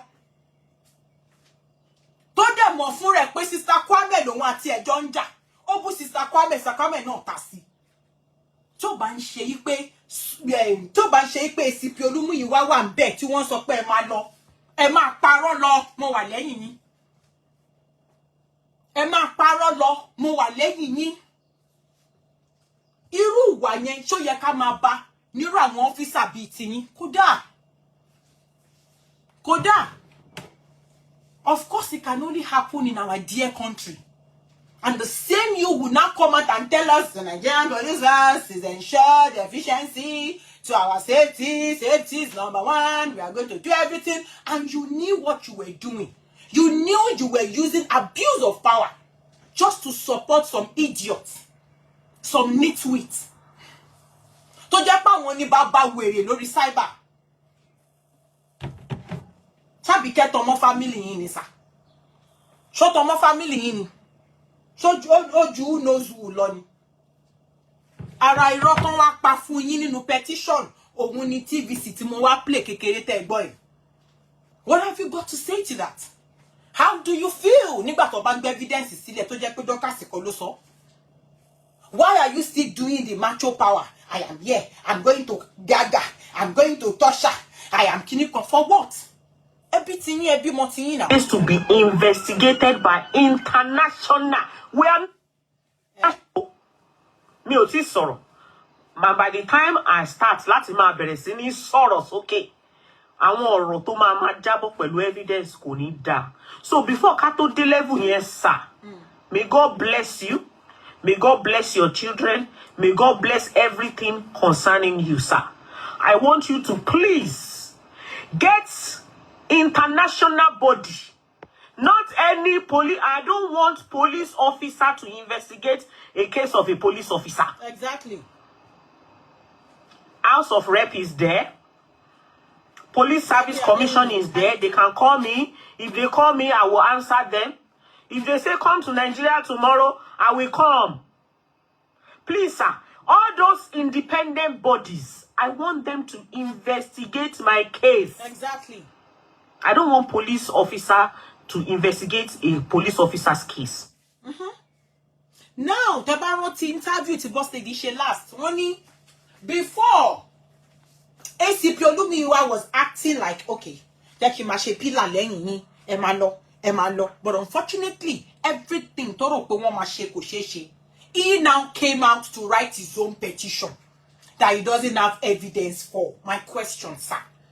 With all due respect, sir, are you supposed to write a petition with no evidence against another citizen of the country? Or another citizen of what? Or let's say a British citizen, okay? Or a dual citizen, let's put it that way. Or a dual nationality, are you even supposed, under the constitution and the law that governs you as a police officer and the petition, are you supposed to write a fake petition of lies against someone? Tell evidence from sir. To ban she pe ìwà ìkà, ìwà mo ma mu ẹ, ìwà ma fi mí lẹ̀, I'm going to crush. Are you God? Are you that God that created her? Are you God? You man yourself, now you create yourself. Ọ̀rọ̀ dàbí ọjọ́ sí Abacha versus Diya. Ìpa. Tó bá ti dọ̀la yín sign death warrant ẹ̀. Ṣó òun fún ara ẹ̀ wá di ọ̀la kó tó pa yín. Àbí bí táìmù báyìí náà kan gbogbo wa gbọ́ pé ó mà ti jẹ apple. Ẹ já máa bẹ̀rù Ọlọ́run. Why write petition against her? For what? After collecting all the stupid, useless petitions, tàbí kí ọlọ́wọ́ ṣíbí àtàwọn wèrè kan kọ́ papọ̀. Want to share it, want to lock competition on behalf of Mommy Esabod. And you collected it. It's a clean, clear case of what? Babu integrity. It's a clean, clear case of what? Abuse of power. Illegal act. Torment. Threatening. These are tools that is not supposed to be found in the hands of what? Even as part of instrument of a police officer. You are not even meant, threatening is not even meant to be part of your watchword. In yele, you are based abuse of power, you sit down, top, can they use up and down, can they give those haters mouths when they talk rubbish for Facebook. Eja bẹ̀rù Ọlọ́run. Eja bẹ̀rù Ọlọ́run. Ẹ wá ní ká má sọ̀rọ̀. I go talk. I'm independent. I'm on my lane. But in Barry come as so. If I see you tomorrow and you something nice, but I will clap. But yes, a clap with ACP. Oyinbo ipo. Grammar ipo. Correct. Well done. Emi aso. Inye ko ni koko. Shugbe itari clean clear yi. You might think you're acting or you want to make some people smile. Or you want to like finish the assignments that was given to you. But hey, there are two sides to a coin. Side the coin, you are trying to favor them. The other side, you want to show them that you're mad. Hello? Hello, sir. I get it that you're social media. Everything you do, social media. We will put it on social media. Your kids upon kids will see it. The evil that men do, continue at my leg. You will leave that position one day. You can't. If you like spend 60 years, you will shall leave one day. And when you stand up and you leave that seat, what do you think is coming next? Everything you think you did, the illegal acts, the illegal work, because the government, power corridor, somebody is somewhere looking at you and penning, taking note of all the atrocities and the illegal acts that you are doing, using your office to do. And that person will be right there to reject over my law against. I hope you will be ready for that day. Because by that time, that you think you are making them laugh, or you want to prove to them that yes, you are there, they won't be there to cry with you. They will not be there to support you. They will not be there to be with Nishombe. When all the atrocities that you have done so far, you be this, you won't be able, they won't be there to say, what exactly is your interest? Why use abuse of power? Why? To investigate a police officer's case. In fact, you can even give the case to DSS, not a police officer. Let my case with this particular individual, let it be investigated by an independent body and not a police officer. I am not happy, I am not happy with the IPO that is treating that particular case at the moment. Wow. I want independent body. I want somebody that knows what they are doing. Somebody that it is a neutral person. Somebody that their mind has not been polluted. Somebody that is not following me around on social media, monitoring my activity and manipulating my words. Can you imagine? Just to have his or her way. That is it. And that is what they do. They go about Kolon shanu wa pẹ̀lú àwọn people yìí ni. Tó bá di pé kon wá ẹ̀sùn séyàn lẹ́sẹ̀. Wọ́n máa ṣe bí chewing gum tẹ̀lé ẹni. Nǹkan kékeré ló máa ṣe. Nǹkan kékeré ló máa sọ tí ò bá wọn wí. They capitalize on it, and before you know it, wọ́n ti bẹ̀rẹ̀. Tẹ́ bá ti rí ibi kan tèmi máa mọ̀, mo máa observe gan. Gbà mí máa kọ̀ dákẹ́. Máa kọ̀ máa pen down, máa take, máa gain nǹkan tí mo need nínú àwọn show wọn. Tí bá ti fẹ́ mọ̀ pé wọ́n ti fẹ́ bẹ̀rẹ̀ orí burúkú wọn, ẹ̀yẹn lọ sórí show Libya. Okay, lọ sórí show Sunday. Ṣé gbogbo àwọn tí àwọn kan táwọn bọ̀bọ́ yẹn máa sọ. Àwọn àbíkẹ́ ọlọ́wọ́ sí bí wọ́n máa pass information fún wọn. Àwọn yẹn máa bọ́ta, wọ́n máa ṣàyà gbàgbà, wọ́n láwọn wá sọ̀rọ̀. Torí àti rí bẹ́ẹ̀, declare wanted, àwọn náà ló gbé wá sórí social media. Àwọn ló gbé wá sórí social media. Bó ṣe bẹ̀rẹ̀ ọ̀rọ̀ orí burúkú London, àwọn náà ló gbé wá sórí social media. That's what they do. That is exactly what they do. I need àti máa pa kọ̀lọ̀kọ̀lọ̀ mọ́. Àti mẹ́ni tó ń bá wọn ṣiṣẹ́. Àti mẹ́ni tó ń fún wọn ní sáà pé ẹni ṣó ń bẹ̀ mo wà lẹ́yìn yín máa jó lọ mò ń wẹ̀ yẹn. Lórí ọmọ lọ́mọ kí ni Dorcas ṣe fún yín? Obú mi mo bú ẹ. Ó ṣe wá lè tó gbogbo bẹ̀ yẹn. Ó ṣe wá lè dé tẹ́ gbé gbogbo ẹ̀ gbà. Then mo gbọ́ wèrè kan illegal immigrant kan US. Don't tutukutu. The evil that she has done is more than the good. You must be mad. Show me the evil one between you and Dorcas Adeyinka. We're asking here. Who is the evil one? Padie, you were once a supporter. Ori koni lati jo pade. Bí nǹkan bo wo bí ìwọ ò bá dé wo kò ní kálukú gbọ́ tọ̀tọ̀. Why turn yourself to a hater? Why turn yourself to wèrè pé tó ń jáṣọ? Tó ń rìn káàkiri from one platform to the other. Just because of what? Who is the evil one between both of you? Ijo oni Dorcas ti sọ̀rọ̀ ẹgbẹ̀yìn. Has she ever mentioned your name ever since you left the team?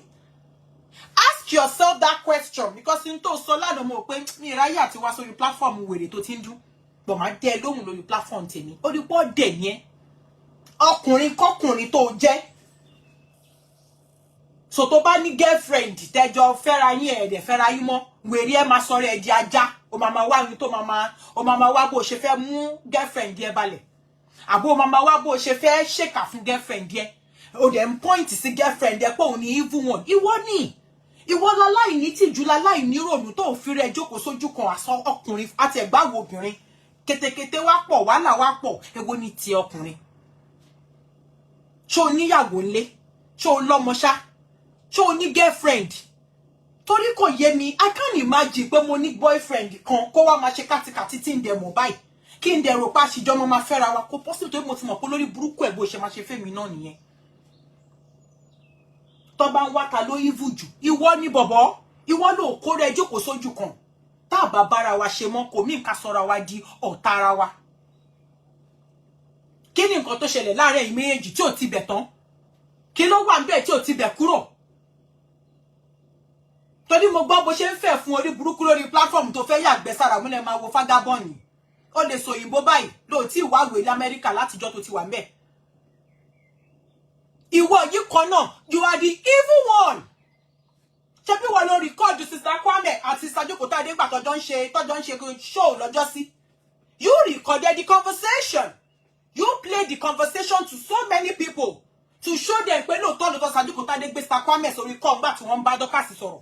Who is the evil one? Ṣé wọ́n náà kọ́ ni? Who did that? Orí ẹ̀ ti dàrú. Ìgbà bí màá kọ̀ wórí burúkú tí gbogbo yín ṣe lórí social media. Má wò páyé yín ṣe bàjẹ́ báyìí. Tí gbogbo èèyàn bá kó pọ̀ lórí èèyàn kan, ó possible now. Ó possible kéyìn kí gbogbo èèyàn wà papọ̀ lórí èèyàn kan. Especially tó bá pé ayé gbogbo yín ti bàjẹ́. Especially ẹ̀yin tẹ́ bá ti kọ́kọ́ bá ṣe rí. Tẹ́ wá feel pé expect pé bóyá advice ẹ kò dá yín lóhùn. Ibẹ̀ lórí yín ti máa ń tán lẹ̀ bí aago burúkú. Forgetting the fact that the person you're talking to is also an adult. It's not all the time tẹ́ bá fún advice ló máa accept advice yín. And then you let her be. Automatically orí torchlight yín ti tọ́nà lẹ̀. Ẹ ti bẹ̀rẹ̀ orí burúkú. Enemy ti bẹ̀rẹ̀. We must be enemy. We must fight. And at the end of the day, ẹ wá sọ̀rọ̀ yín di wèrè ẹjáṣọ lórí Facebook. Ẹ wá máa wá bẹ ṣàṣẹ fẹ́ show ẹ pé torí pé ti kúrò nu team yẹn gbọ́dọ̀ wálẹ̀ kó wá wálẹ̀ ó di problem fún yín. That's exactly problem yín nìyẹn. Mi ìrírú ẹ̀ rí orí Facebook mo ti ń rí. Wallahi. You're not friends with someone. Waka jeje, waka away. You want to go to other team? Go. Tó bá ṣe pé wọ́n gan evil, kí ló kúrò nu team tó lọ sọ̀rọ̀ ẹ̀ di hater ẹni yẹn. O dẹ̀ rẹ́ni sọ fún ẹ pé orí ẹ ti dàrú. Tó ń ṣe èrè. O rẹ́ni sọ fún ẹ pé bọ̀bọ̀ ó ti wọ wèrè ṣá. Bó ò béèyàn ṣe ò dẹ̀ dúró lórí ilé yẹn. Bó ò béèyàn ṣe ò dẹ̀ wàká sórí ilé yẹn dandan ló fi ń báyàn ṣe ó ẹ̀jọ́ ṣe mọ́ nìyẹn. Support whoever you want to support. Ẹ wá máa tútùkútù ẹ máa parọ́ orí burúkú káàkiri máa wò yín gbà bí máa kọ́ wò pé bó lẹ ti rí àwọn orí fúrafú burúkú yìí. Ẹjọ́ yín dẹ̀ kọ́. Ẹjọ́ yín kọ́. It is because she allowed you come closer. She allowed you come closer to her. That's the problem. Tó bá ń ṣe pé lórí burúkú tiẹ̀ last king. Ṣó bí ẹ dá ṣó bá Àbíkẹ́ sọ̀rọ̀ rí láti ìgbà tó ló ti ń support Àbíkẹ́. Ǹjọ́ ever pé Àbíkẹ́ lórí fóònù ó bá sọ̀rọ̀ rí àbókí. Wọ́n bí aláya èrè. Ó ò lè súnmọ́ ni. Ó pè olórí burúkú yín kẹ́ dúró sọ́dọ̀ ẹni tó máa sọ fún yín pé ṣó ṣìrì ju ẹni tó allow yín tó fún yín ní clean ground tó fún yín ní clear ground kẹjọ máa interact kẹjọ máa sọ tó lórí burúkú yín bá kúrò nínú tíìmù tán ibi tẹ́ ń lọ wọ́n kàn máa bí ìgbà wọn ò bí yín re wọn ò dá yín mọ̀ torí pé wọ́n mọ̀ pé betrayer ni wọ́n mọ̀ pé betrayer òun ni yín and that is why torí ẹ̀ mo máa ń wo wèrè tẹ́ máa ń ṣe ìjọ wo làbí kẹ́gbẹ́ pè sórí show Libya mọ́rẹ́rìn bí yẹn ṣe ń dún bí asinmi pé n tó máa fi ẹ́ ṣe náà nìyẹn lẹ́yìn yẹn ó ti tàn wọn bí ẹrẹ bó ṣe máa ń send message sí Dorcas wọn bí ẹrẹ ò lè send ẹ sábìkẹ́ nígbà tó ṣorí burúkú ṣùgbọ́n nínú oore tó wà láòyìn tó fà yín mọ́ra pé oh let's talk let's gist I'm free I'm not me ṣe the type tó máa ń sideline èèyàn ẹni yẹn lẹ́yìn wá ń tàgì àsẹ̀yìn èèyàn burúkú ń sìn ìwọ wá ń dárúkọ ní the evil she has done who is more evil between you and her and you wọ́n record conversation sister Kwame àti sister Jokotade ó record bí ẹ̀ ń play ẹ̀ fáwọn èèyàn sister Jokotade ò dẹ̀ mọ̀ pé òun record wọn ò mọ̀ pé òun record mo gbọ́ recording yẹn báyìí mo wò pé what pẹ̀lú bí ẹ ṣe kóra yín jọ sórí show yẹn náà tẹ́ ṣe kóra yín jọ sórí call tẹ́lẹ̀ trust ara yín ẹ̀ record ara yín bẹ̀ you did it you recorded it who is the evil one a lot of you I just look at you I laugh nonsense ó bá wo ṣe ẹ bọ́ta ẹ máa tútù kùtù ẹ̀yin gan ní bàbá wèrè ẹ bára yín ṣe kó ní kálukú gbọ́ tọ̀tọ̀ ẹ fi ilẹ̀. Can you imagine? He even recorded one member nudity and threatened her with it. Can you imagine? The same person to one sọ pé yan kan evil. Ẹ wo gbogbo ìwà burúkú. Surely one thing tí mo mọ̀ rè, if you leave a team and you turn yourself to the enemy of that team that you've left, hello, you are never a loyalist of that team in the first instance. And you are the evil one tó kúrò nínú team yẹn. You are what? You are the evil one. Tó kúrò nínú team yẹn. Excuse me please. Mo ń bọ̀ ẹ má bínú ẹ jẹ́ fún mi ní.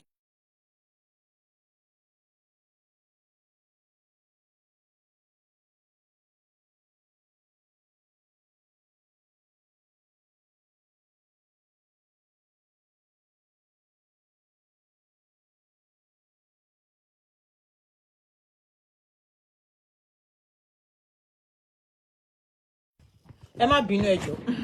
I need láti answer kíní mi. Ṣé ẹ ń gbádùn nǹkan tí mo sọ? Ẹnikẹ́ni tó bá ti ṣe irú nǹkan bẹ́ẹ̀ yẹn, òun gogo ni bàbá evil. So a lot of them tó máa ń jáde tó máa ń tútùkùtù fún yín. Oh, she's evil. Ask them. Mo wà nínú tíìmù yẹn tẹ́lẹ̀. Ẹ béèrè lọ́wọ́ wọn pé kí ni nǹkan tó ṣẹlẹ̀. A lot of them ò ní nǹkan gidi sọ. Àwọn gangan lè ṣù tó kúrò nínú tíìmù. Àwọn gangan lè ṣù. The same you last king ó ṣàlẹ́ni tó sọ fún àǹtí ẹ̀ tó lọ bá ó ṣàlẹ́ni tó sọ fún ó predict nǹkan tó máa ṣe náà ó dẹ̀ ṣe olóò ní information pé nǹkan tó máa ṣe nìyẹn ó dẹ̀ ṣe the same you ló wá fẹ́ máa ṣe pé kíní sìn ẹ jẹ́ kó ṣì lọ ẹ kóra nù sọ́hùn tẹ bá ń báyàn ṣe tẹ́ ẹ̀ bára yín ṣe mọ́ stay on your lane mo gbọ́ tán sọ pé wọ cultist kan ẹ̀rín ẹ̀ pa mí. Ṣé o mọ bó ṣe pa AY ní Abẹ́òkúta olórí àwọn ṣẹyẹ lọ́pẹ́ ẹyẹ àbí orí odó lọ́n ti wọ́n ṣàyẹ̀ ẹ̀ pa tàbá lórí mo ti gbàgbé ibi tó ń pe ṣó ní kólóbó ni ṣó ní kólóbó lọ́n ṣapa sí sẹ̀rí ẹ̀ máa ń pa mí tí bá gbọ́ ayé ọkọ tí òṣèré alẹ́ pákó mélòó yín tó ń fìbọn fọ́ orí wọn láàrin school ẹjọ́ ẹja máa gbọ́ ṣó wa lọ́jà rebo lábádé. Nonsense. Mo kàn rántí ọ̀rọ̀ yẹn mo kàn wò pé jẹ́ kí n chip ẹ̀yìn nísìn. Mímọ́ tẹ máa ń fira yín pè. Ọkùnrin for that matter. Wàá record àwọn èèyàn. Wàá record conversation. Oh, they're evil. Ìwọ ló gbọ́n jù, ìwọ ló ní ìtìjú. Gbogbo àwọn tẹjọ́ ń sọ̀rọ̀ ń ṣe àìmọye wọn ló record náà. Ó record wọn ò ń send díẹ̀. Ó record Bobby J, ó record wọn jọ. Ebi gbogbo àwọn tó ń send ẹ̀ sí wọ́n ń jẹ́ ká mọ̀ náà. À ń gbọ́ wọn adẹ̀ ń gbọ́. À ń gbọ́ mi ìtakùn rẹ́rìn. And that saying when ide for na body. Koto shaking no lo ma tu yin ka. Let's continue, Dari. Emma Binu. Money phone call. Okay. Sorry, please.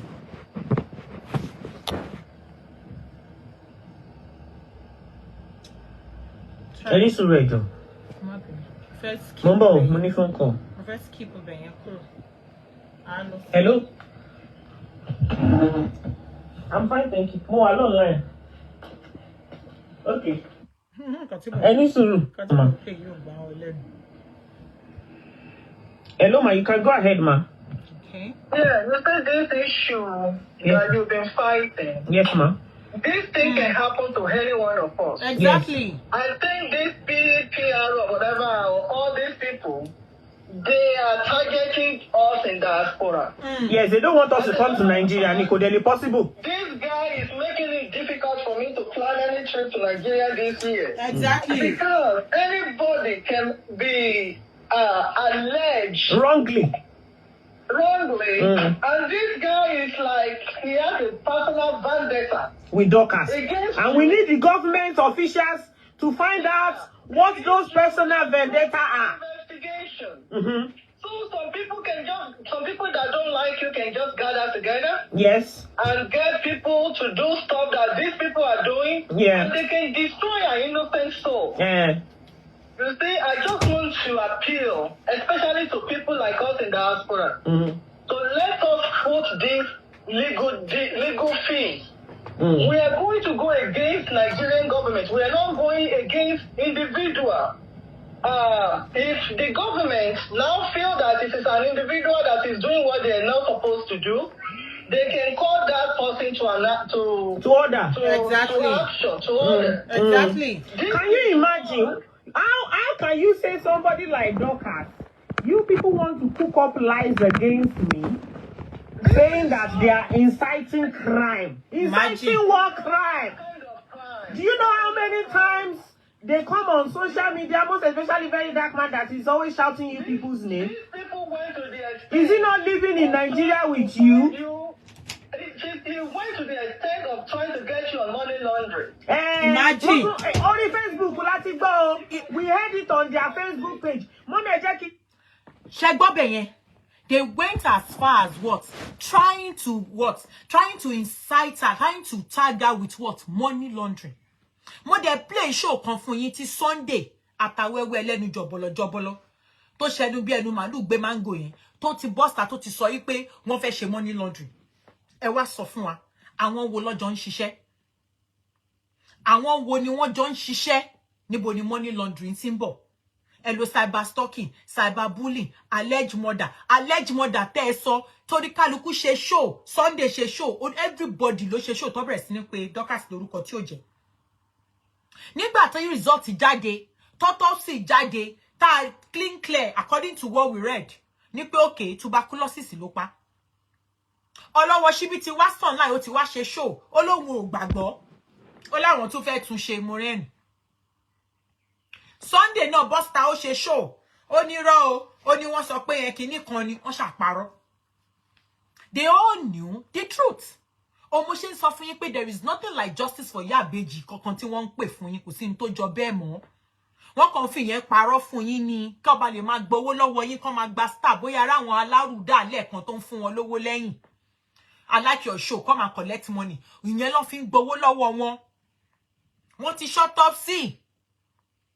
It was tuberculosis máa ń pààyàn. Kò sí ní tẹ́ fẹ́ ṣe sí.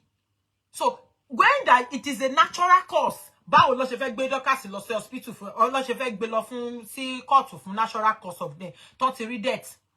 Meanwhile bàbá Ìbejì ńkọ́, nígbà tẹ́ ní Dorcas, bàbá Ìbejì ńkọ́, bàbá Ìbejì kọ́ ló wà pẹ̀lú ìyàwó ẹ̀. Ask yourself, ní pé ó ṣe jẹ́ Dorcas ló ranjúmọ́ torí pé ẹni tí wọ́n fẹ́ mú gọgọ, ẹni tí wọ́n fẹ́ ṣèkà fún, ìyẹn ò work mọ́. Ìyẹn ò work fún wọn mọ́. Òun ló ṣe tún wá nǹkan míì tẹ́ ń gbọ́ lẹ́nu Sunday tó ń sọ̀rọ̀ lọ sí ọ̀rọ̀ money laundering. For how long will ACP Olumuyiwa continue to do this? To allow those idiots to come online and be splitting rubbish. All because he is doing their dirty work for them at the back end. For how long? Because tí ó bá ń ṣe sí pé Múyìwá tó ń fún wọn láyé jẹ, gbogbo ọ̀rọ̀ òṣì tó ń sọ yìí wọn ní lè máa sọ.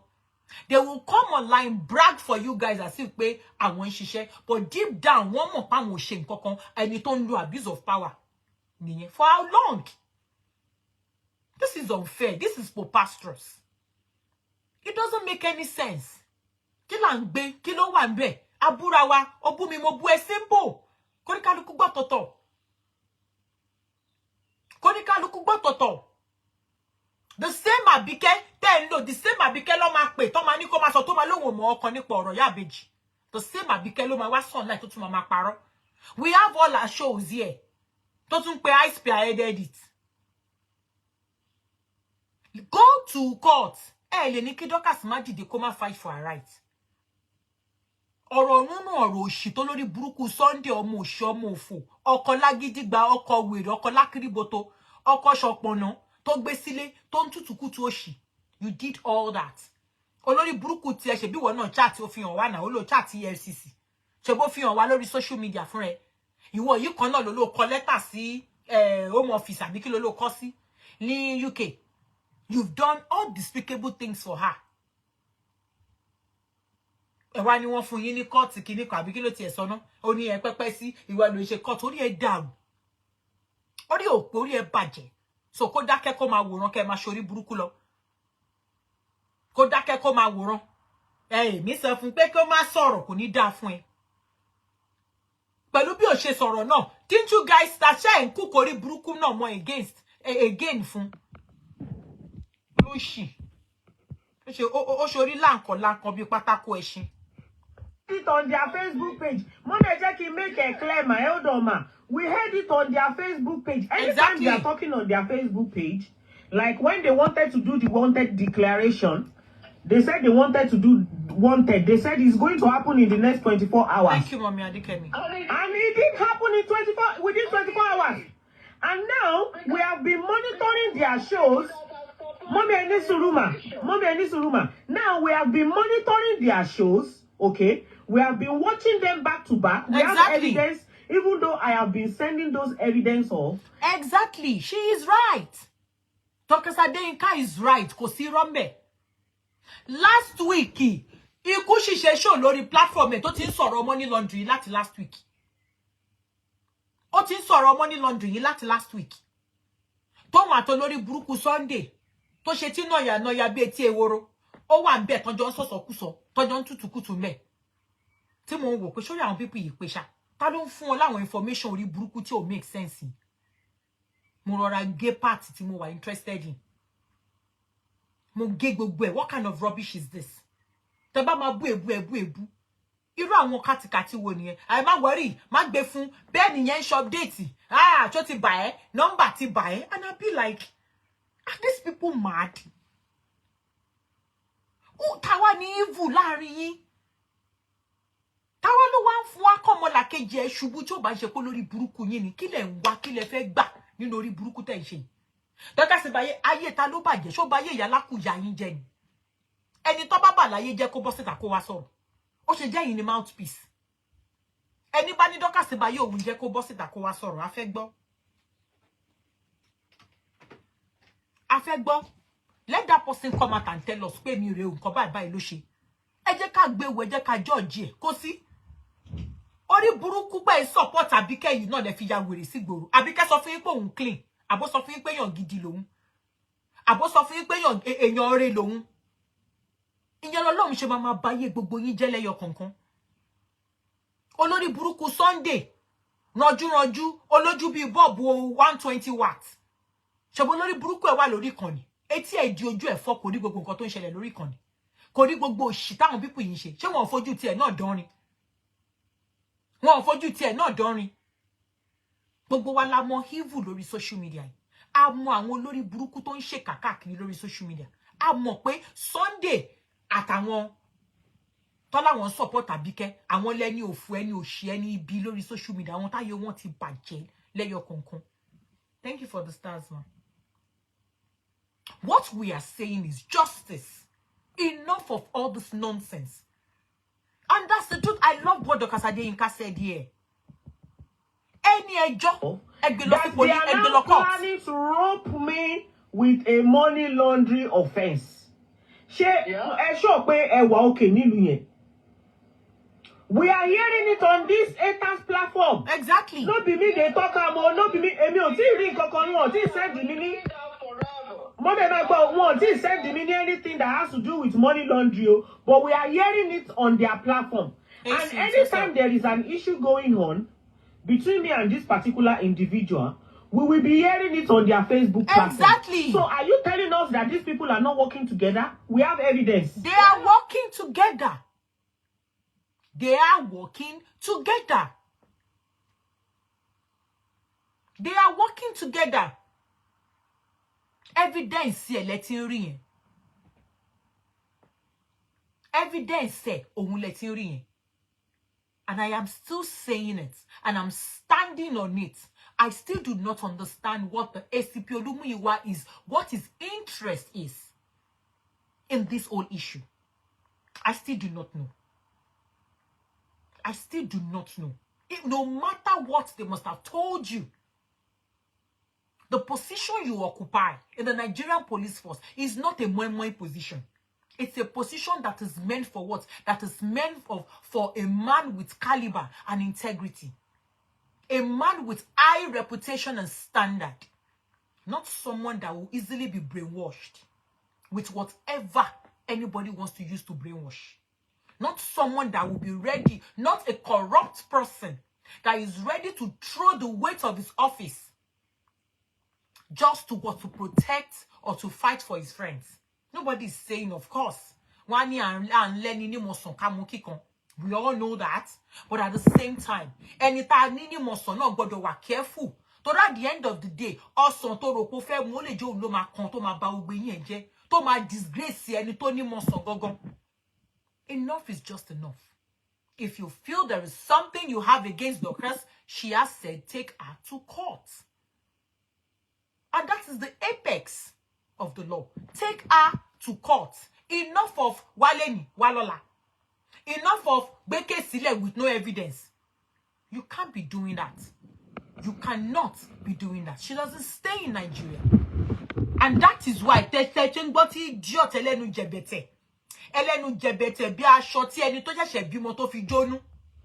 people are not working together. She is supposed to go back to Nigeria, but she has not gone back because there is still case. La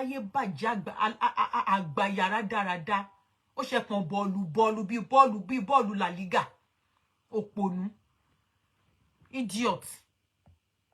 We have evidence. Yeah. Yeah. The guy is wicked. He doesn't have a soul. And I don't know who his wife is. Because I don't know if his wife is saying all this and all the causes that they are heaping on their children. Because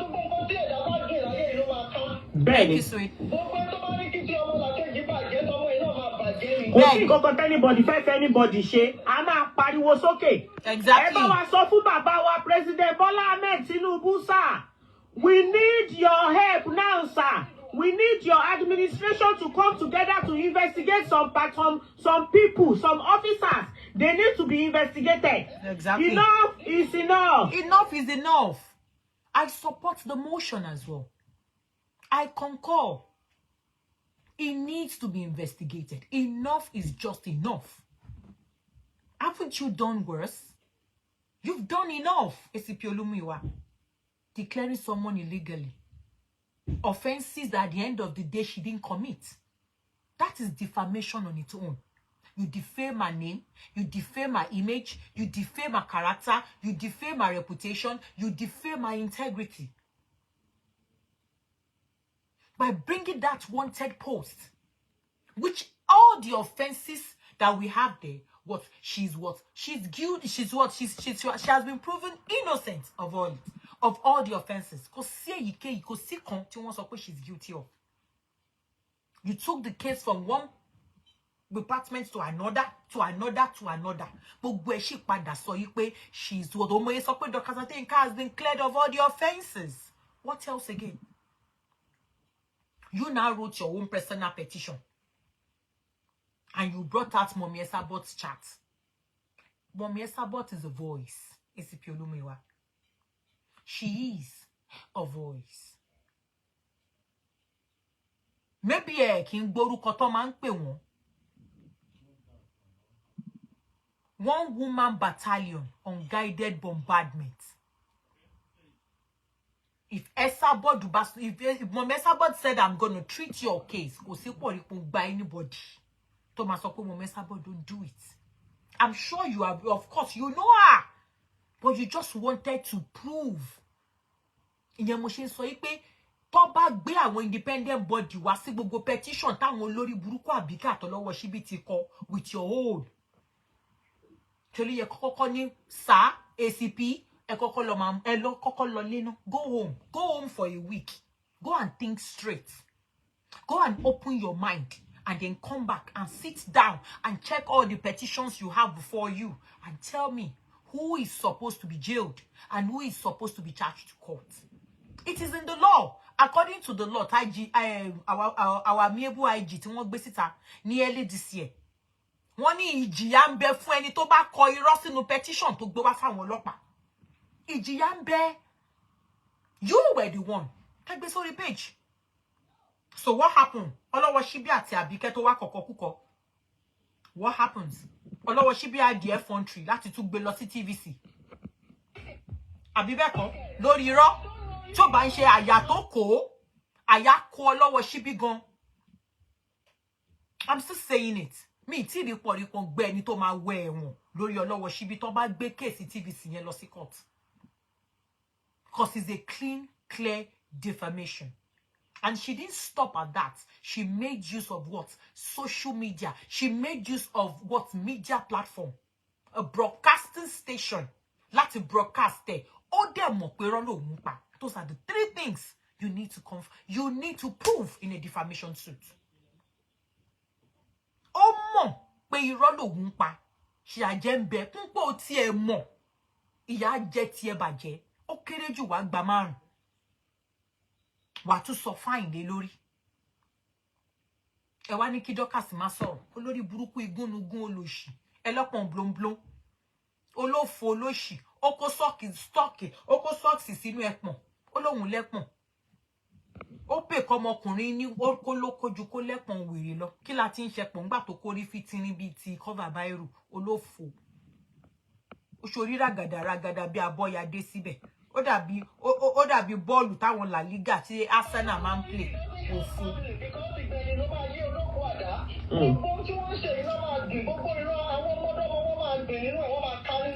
Me àṣẹ.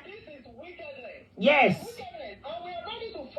We're in this, man. We are in this, man. They will be targeting everything about me. One of okay, maybe only Facebook. I only Facebook. Mommy, am I going? Before I went to Nigeria, before I went to Nigeria, I take it to Fuyini and spoken. Gbogbo show yẹn náà, ó ṣe kíni. Ó wà lọ́wọ́ wa. Ọmọbìnrin tó ń ṣe show lójoojúmọ́, ìyẹn Lizzy Anjorin. A wá ṣe show lórí Facebook. And the Nigerian police, a máa pariwo pé Nigerian police this, Nigerian police that. That is Lizzy Anjorin. Ani ọmọ yẹn ńgbà tẹ́ bá mú ó yẹ kẹ́ gba gbogbo fóònù tó wà lọ́wọ́ ẹ̀. Gbogbo fóònù tó wà lọ́wọ́ ẹ̀, gba gbogbo fóònù tó wà lọ́wọ́ ẹ̀ tú ẹ ṣe this ẹ ṣe that. Okay. When the whole issue, nígbà tí issue wà tó bẹ̀rẹ̀ ní Nigeria, the first thing they did was they were after all my phones, all my gadgets, including my iPad. Imagine. They were after all my phones, they were after all my gadgets, including all my iPads, my gadgets, they were after it. They wanted to find out who are those your people that are supporting you. They wanted to find out what are the messages inside your phone. At the end of the day, what did you see inside my phone? Absolutely. And it's even wrong. It's wrong. According to what I read, no police officer have the right to search your phone. Searching of the phone, it's your right to tell them no. Except to ba jẹ́ pé nǹkan tó fẹ́ search phone yẹn fún, maybe it has to do with maybe a criminal case, for instance. But on a civil case, what are you searching a phone for? What do you want to see? Case tó wà níwájú yín, lágbájá bú mi, cyberbully. Ó bú mi, mo gbé evidence sílẹ̀. Why search? Why go through a phone? It is wrong. Ara àwọn abuse of power, illegal acts, illegal iṣẹ́ tí à ń sọ yìí pé ACP Múyìwá ń ṣe òun nìyẹn. Allow us to talk. Bẹ́ẹ̀ bá ṣe ń tó da, a máa bọ́ síta praise yín sà. Dẹ̀ ṣe ń tó da nìyẹn. Hello sir. Allow us to tell you this is rubbish and this is nonsense. Taba wobo qualifications in. I went to ICIPM, PRI, APO, PRO, PPC, ABC, BCD, BSc, all for what? What are you using all this qualification for? Meddling with Facebook fracas that is none of your business. It is not sumo jurisdiction or sumo your role and your function. Or sumo office. It's not part of it. It's not part of it at all. If you cannot settle the issue for both of them, then you allow them on your TV and start laughing when they start abusing each other. If you know you cannot settle it, you will now throw your own weight in support of one useless Abike kan. Abike to jẹ́ pé baba bully ni. Boya ka play ibi tó Abike ti wá booking Olújẹsè online. Tó ti wá booking lórúkọ ọba yìí náà, one lovely ọba tó sanra báyìí tó ní cheeky yìí. Tó ti wá bú Ọọ̀ni of Ifẹ̀ online. This is the same person tẹ́lẹ̀ wá fẹ́ support. Àti ẹni ẹ má support. Ńgbà tẹ́dẹ̀ ti rí pé gbogbo òṣì tán kó wá irọ́ ni. Dẹ̀ fi ọpọlọ discharge pé kó ní kálukú gbọ́tọ̀tọ̀. And then you will let them be. Why are you still sitting down there? Láti wá máa kúkú irọ́ pọ̀. Olórí burúkú wọn dẹ̀ ń bọ́sta. Ẹ má worry, ọmọ discipline yẹn. Ṣé lóhun ògbọ́n olórí burúkú ni gbogbo yín? Àfi tẹ́ bá bímọ nìkan ló kù lọ́mọ yín ò ní jèrè. Àfi tẹ́ bá bímọ nìkan òun làwọn ọmọ yín ò ní jèrè orí burúkú tẹ́ ń support. Torí ẹ ti mọ̀ pé kò sí nǹkan tí wọ́n fẹ́ sọ pé ní yìí ṣe. Ṣùgbọ́n ní láti parọ́. What did you see inside my phone? Absolutely nothing. Lórí TikTok ẹ bá mi share show yìí. What did you see inside my phone? Absolutely nothing. They collected about 4 phones. 4 phones. Imagine. And 1 iPad. What did you see inside my phone? Which means that all these things that you people are doing, although you are the one that is always giving us information on Facebook before you do your thing, I have the day that they declared Dorcas wanted. Mommy, I need to register. Okay. The day that they declared Dorcas wanted.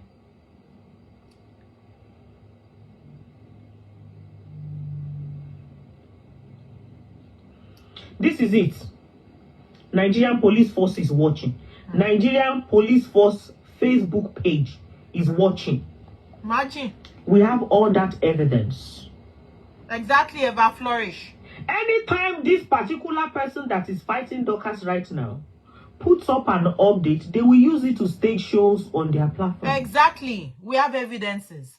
But I have evidence. So we know what we are saying, ACP Olumuyiwa, sir. With all due respect, we know what we are saying. Mi monte one fracas. Mi monte fe wa useless te fe ye yara yin si lori fracas yi sa. Mi monto ron mo yin, mi monto serve, mi monto gbe fun yin. Tó bá jẹ́ kó bí ọ̀rọ̀ bóyá ń ṣe debate nsìn ni, it's another thing. Kí lẹ̀ ń wá no Facebook fracas? Do you know what this Abike and her team? Ṣé mo ton ti ṣe ni? Mo á gbọ́ tí wèrè kan ni ẹ ke ni ọlọ́pàá rí, Abike ni ò ọlọ́pàá rí. Abike she saw last thing, ó ní gbogbo àwọn ọlọ́pàá tó wà ní zone 2, Alágbọn àti kí ló tẹ̀ korúkọ wọn. Ó ní my 12 àbí kọ̀kọ̀ bí 3-4 stations. Ó ní gbogbo wọn tí ó pé corrupt. That is a slap on our Nigerian police force. So ẹnu Abike gbà, Abike lè sọ torí pé ó close mọ́ ACP Olumuyiwa or whatever. ẹnu Àbíkẹ́ gbà láti máa sọ pé àwọn ọlọ́pàá o 50,000 péré ni wọ́n máa fi ìyà jẹ aláìṣẹ̀. It's right here. We can play it for you to listen to it. Kí ló wá rí pé ó ń ṣẹlẹ̀ nísìn? ACP Olúmúyìwá wọ́n ń lò láti máa ṣe nǹkan tí ò yẹ kó ṣe, láti máa abuse power office ẹ̀, láti sọ wípé òun ṣàfẹ́ make sure pé òun ṣèkà fún Dorcas Adeyinka. Àbíkẹ́ dẹ̀ sọ fún wa pé 50,000 péré ni àwọn ọlọ́pàá máa fìyà jẹ àwọn aláìṣẹ̀. Ó pọ̀ náà tó sọ, àbí ṣebí tó ti pé àwọn SARS official ní criminals ní ká sọ ni. So many. So lórí burúkú olóṣì Sunday elétí eworo, ọmọ àlè, ọmọ játijàti, ọmọ òfò, ọmọ kànáńfùrù, ọmọ tó yẹ kí ìyá ẹ̀ ti fi lo postinọ tù kó ti flush dànù. Tó o bá ń tútùkùtù máa fọpọlọ gbé torí wọn náà bú àwọn ọlọ́pàá. Ó jẹ́ kó yé wa pa bí irun lọ́lọ́pàá tó contact ẹ. It is right here with us. You all have all abused the Nigerian police force. So kí wá ní wèrè? Kí lọ̀rọ̀? Kí ló ṣì tó bá yín? Why should you all gather and be saying pé yàn kan sọ̀rọ̀ sọ́lọ́pàá? Ta ni ò kí ń fọlọ́pàá ta yín? Even in Nigeria, they say it. They talk about police officers. They talk about police officers. Kódà ẹlòmíì máa ń gbé wọn ṣépè on a daily basis ni. Wọ́n máa ń gbé wọn ṣépè on a daily basis ni. Hello, they will use it to stage show on their platform. We have all those shows. Gbogbo ẹ̀ náà làwọn náà máa present as evidence. Correct.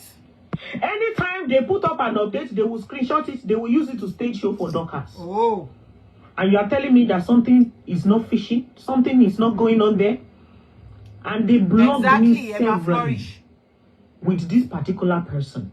How can you write a petition, sir? Please, sir, my able president, my wonderful president, my great president, Bola Ahmed Tinubu, may God bless you, sir. Can you help me to ask this particular person, the PPRO of the Nigerian Police Force, sir, Mr. Muyiwa Adejobi, can you help me to ask him the reason why he wrote a petition and he asked me to go and bring Gist Lover? Imagine. I thought they have arrested Gist Lover so many times. What is my own with Gist Lover? How is Gist Lover any of my business? How am I supposed to know the person that is under Gist Lover? Can you also help me to ask, sir, the reason why he asked me to go and produce, what's the other one? Mama Esabod. Imagine. What has Esabod got to do with Dorcas? Esabod is Esabod. She's based in Dublin, Ireland, sir. I am in the United Kingdom. Imagine. Torí ẹlòmíì tí ò bá understand ìdí tá a ṣe ń dárúkọ ACP Olúmúyìwá Adéjọbí, wọ́n á rò pé àwọn people in drag. We are not dragging anybody. And we are not staining or defaming anybody's reputation. No, no. Nǹkan tó o bá ṣe. We are simply pointing out the illegal activity, the illegal work, and the abuse of power that ACP Olúmúyìwá has been doing or using his office to perpetuate the atrocities that he has been doing in his office. Omulam point out. You can't be doing this just because you want to support somebody else. You cannot be doing it. Òfin ò fàyè gbà ká máa fìyà jẹ aláìṣẹ̀. Òfin ò fàyè gbà ká máa parọ́ mọ́yàn. Ẹni tí ò bá mọ right ẹ̀, òun lè máa ṣe gbogbo nǹkan bẹ́ẹ̀ yẹn fún. Imagine tó bá jẹ́ pé Dorcas jẹ́ èèyàn kan tó jẹ́ pé maybe she just decided to cool it off. Àìmọye àwọn èèyàn tó wà nínú sẹ́ẹ̀lì lóríṣiríṣi tó jẹ́ pé wọn ò ṣẹ̀. Àmọ́ torí pé bóyá kí girlfriend kan kó máa fẹ́ officer kan, kí girlfriend yẹn wá fẹ́ jọ bọ̀bọ̀ kan sùn, kí boyfriend officer ṣàfẹ́ sọ pé bá mú show rẹ̀ mí náà ní power. Ó yẹ lọ gbé kẹ́ lọ jail ẹ̀. Bó ṣe máa ń ṣẹlẹ̀ nìyẹn.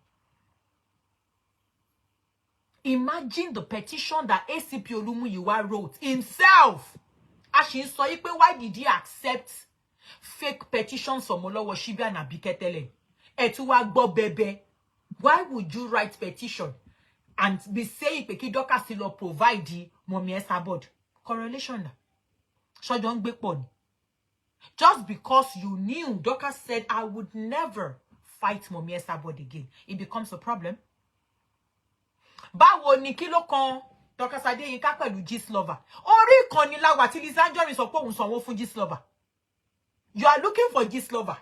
Èèyàn dẹ̀ ń sọ lórí online pé òun sanwó fún Gistlover nígbà tóun ṣe wedding pé kó má gbé òun síta. Ẹ béèrè lọ́wọ́ ẹ̀ pé kí ló fi sanwó fún Gistlover. Báwo lòun àti Gistlover ṣe wà in contact. Ẹni tí ò mọ̀ ọkàn pa Gistlover lẹ́wà ní kó lọ máa mú Gistlover wá. Ẹ ti mọ̀ pé bẹ̀rẹ̀ orí burúkú ni. Ẹ ti mọ̀ pé CP Olúmúyìwá ní nǹkan mi lẹ́rù. This is what they do. Tó bá fẹ́ ra nǹkan burúkú séyàn lẹ́sẹ̀, bó ṣe máa ń ṣe nìyẹn. This is injustice, yo. President Bola Ahmed Tinubu ẹ gbà mí sá lọ́wọ́ wọn. How can you tell me to go and produce Iyesabod? What has Iyesabod got to do with Dorcas? Ẹ bá mi bi wọ́n léèrè. We don't live in the same country. She's not the one that gave birth to me. Orúkọ ìyá tèmi is Adebisi. Orúkọ Mama Esabod is Esabod. Also, in the petition that was presented to me, sir, my able president, sir, the other thing they asked me to go and produce, sir, is they asked me to go and bring Kemi Olunloyo. Sir, what has Kemi Olunloyo got to do with me, sir? Kemi Olunloyo is somebody that has a face to herself. Okay? She's well known. She's known. Why are they telling me to go and produce those people? What are those people got to do with Dorcas? Not only that, sir, my lovely, amazing president, my amazing governors of the Federal Republic of Nigeria, my wonderful senators, House of Rep, international body, United Nations, Benny, the Metropolitan Police. Please, can you help me also to ask, in his petition, he also asked me to come and answer to some blog sites. Imagine. I believe it was those Maalus. Our Maalus, headed by Abike Jagaban. I believe they are the one behind all those blogs. I don't own any blog sites. I am not a blogger that has a blog site. All these blog sites that I have never heard their name before in my entire life. He was asking me to go and produce them. Please, can you also help me to ask why in his petition, he also said that I should go and produce Kwame. Imagine. What has Kwame got to do with Dorcas? Myself and Kwame were not in good terms. Kwame displayed my nudity on social media. So why would I have anything to do with Kwame? Why am I producing Kwame? Don't you know their phone number? Don't you know their contact details? Can't you go and find them? Why am I the one responsible? And excuse me, sir.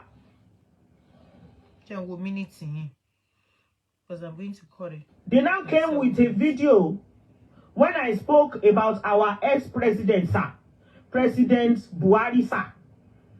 Inside that video, I blogged, I put up what I saw on the news site.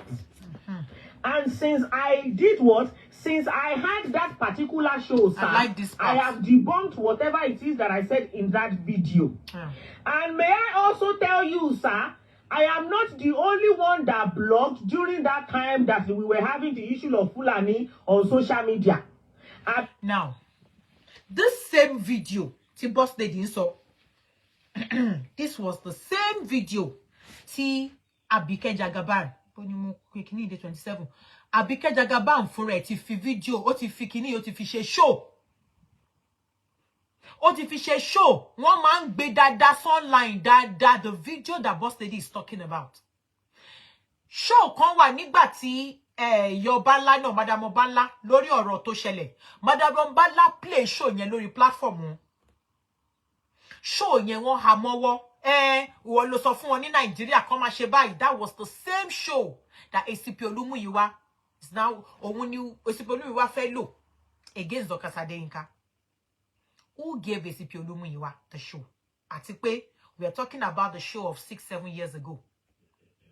Why would ACP Olumuyiwa bring a show of 6-7 years ago that Igbowo tí a fi support gan is back in Nigeria?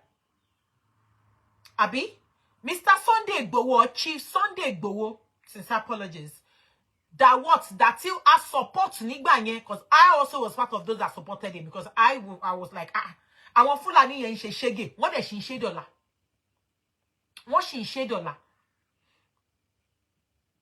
The person that we supported is enjoying himself in Nigeria. Yet, ACP Olumuyiwa decided the video that I am going to use for Dorcas Adeyinka is the video she did 6-7 years ago to support the same Chief Sunday Igboho tí wọ́n ti wà ní Nigeria tó ń gbádùn ayé wọn sìn. You now want to ask yourself, what exactly is going on? What is ACP Olumuyiwa's interest in all this? Let me play part of the video in Abike's voice. Let me play it for you. Kebali, ngba ta sọ pé there is a link, there is a connection. Ó dàbí pé a montan so.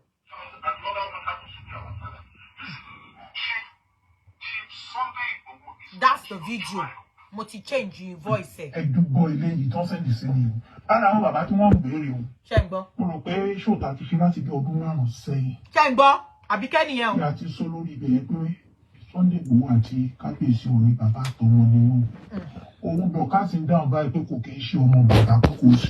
Ó ní kò ń ṣẹgbẹ́ bàbá pé ká dá padà. Ó ṣẹ́tìrì. Àbí kì í ṣe lé ní gbogbo èlò tí ń sọ. Ìyẹn ká kéde. Point of correction. Sunday Igboho is not your child. Bàbá ní bá wí o direct. Chief Sunday Igboho is not anybody's own chief. You cannot, okay. One is a father. Kábíyèsí o, bàbá wa. How old is he? Kí ni mo fẹ́ fàyọ? Mo kàn fẹ́ kẹ́ ẹ gbọ́, kẹ́ ẹ dẹ̀ rí ojú pé Àbíkẹ́ ti fi fídíò tá à ń sọ yìí, ó ti fi ṣe show multiple times.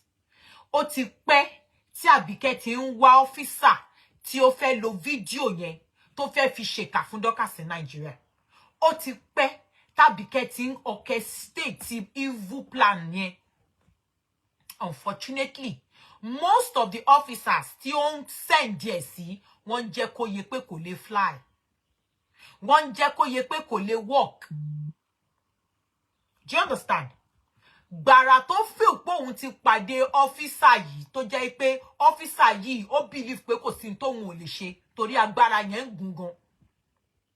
Òun ló ṣe wá bọ́ síta with all might and guts ló fi ṣe show tí ó play the same video tí ACP Olumuyiwa lòun fẹ́ lò. Who gave ACP Olumuyiwa the video? Your answer is as good as mine. Who gave ACP Olumuyiwa the video? Tí boss lady tí Dorcas Adeyinka ń sọ̀rọ̀ nípa ẹ̀, nípa ọ̀rọ̀ Chief Sunday Igboho. What is the connection? Maybe you guys don't understand where I'm going to. Number one, who wrote petition against Dorcas Adeyinka? It's Abike Anolowo Shibi. They wrote petition látẹ̀kọ́, wọ́n ti bá wọn settle. Wọ́n ti gbé ẹjọ́ lọ sí court, wọ́n ti jù dànù, dismissed. Lack of what? Evidence. Wọ́n ti jù dànù. Àbí bẹ́ẹ̀ kọ́, Mommy Rita de Remy, how you doing, ma? Wọ́n wá gbé ẹjọ́ yẹn torí pé wọ́n believe pa wọ́n ti pàdé ACP Olumuyiwa. One way or the other, I don't care and I don't want to know how they connect, how they got to know each other. Brum, brum, brum. Back on lèèyàn ṣe ń pàdé. Lẹ́yìn yẹn ńkọ́ kí ló wá ṣẹlẹ̀?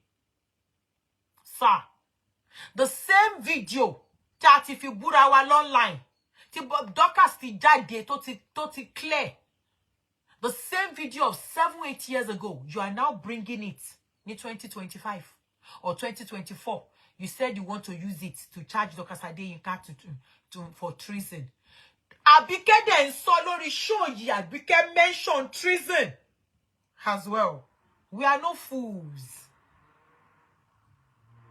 Inú mi dùn pa Abike máa ń sọ nǹkan kan. A ní kòtò tí ó fi máa gbẹ́ sí ìwẹ́ fún ààrẹ ló máa gbẹ́. Ó ti certain pa Abike fún ààrẹ. Kòtò yẹ̀yẹ́ àti disgrace ẹ̀. Òun náà ló gbẹ́ títí yẹn. Sórí tó o bá ti ń sáré ibi lórí ẹni ẹlẹ́ni láti joy. Tó o ti believe pé kò sí bó o ṣe jẹ́. Pé wọ́n ṣáà ló gbọ́dọ̀ lékè. Ó di dandan kó o fọwọ́ ara ẹ ṣe rẹ̀. ó wá rí pé gbogbo ohun tó ń ṣe òun disgrace ara ẹ̀ òun ló ṣe birthday bí ẹni ṣègùnukó ló wọ aṣọ bíi rag day ló wọ aṣọ jálajàla tí gbogbo ẹ̀ jálagbọ̀n ló gbé jalopi ló present ẹ̀ ń jalopi láyé ẹ̀ pẹ̀lú gbogbo ẹnu tó ní pẹ̀lú gbogbo lọ́balọ́ba níjòyè presidency excellency tó ló mọ̀ jalopi ló lè gbé fún as birthday jalopi ló ra o ní títí ẹ̀ ó ráyé ẹ̀ kí ni fáàrí ẹ̀ lóde ó sì wà níwà ó ṣàfẹ́ ṣèkà ó fẹ́ ṣèkà ara ẹ̀ ò balẹ̀ gọ̀rọ̀gọ̀rọ̀ kò sí bó ṣe fẹ́ ṣe ò lè bá kẹ́ ẹ̀ sọ fún Àbíkẹ́ sórí ibi tó o ti ṣì èmi á sọ fún ẹ. Oh my God, what is this? Oh damn.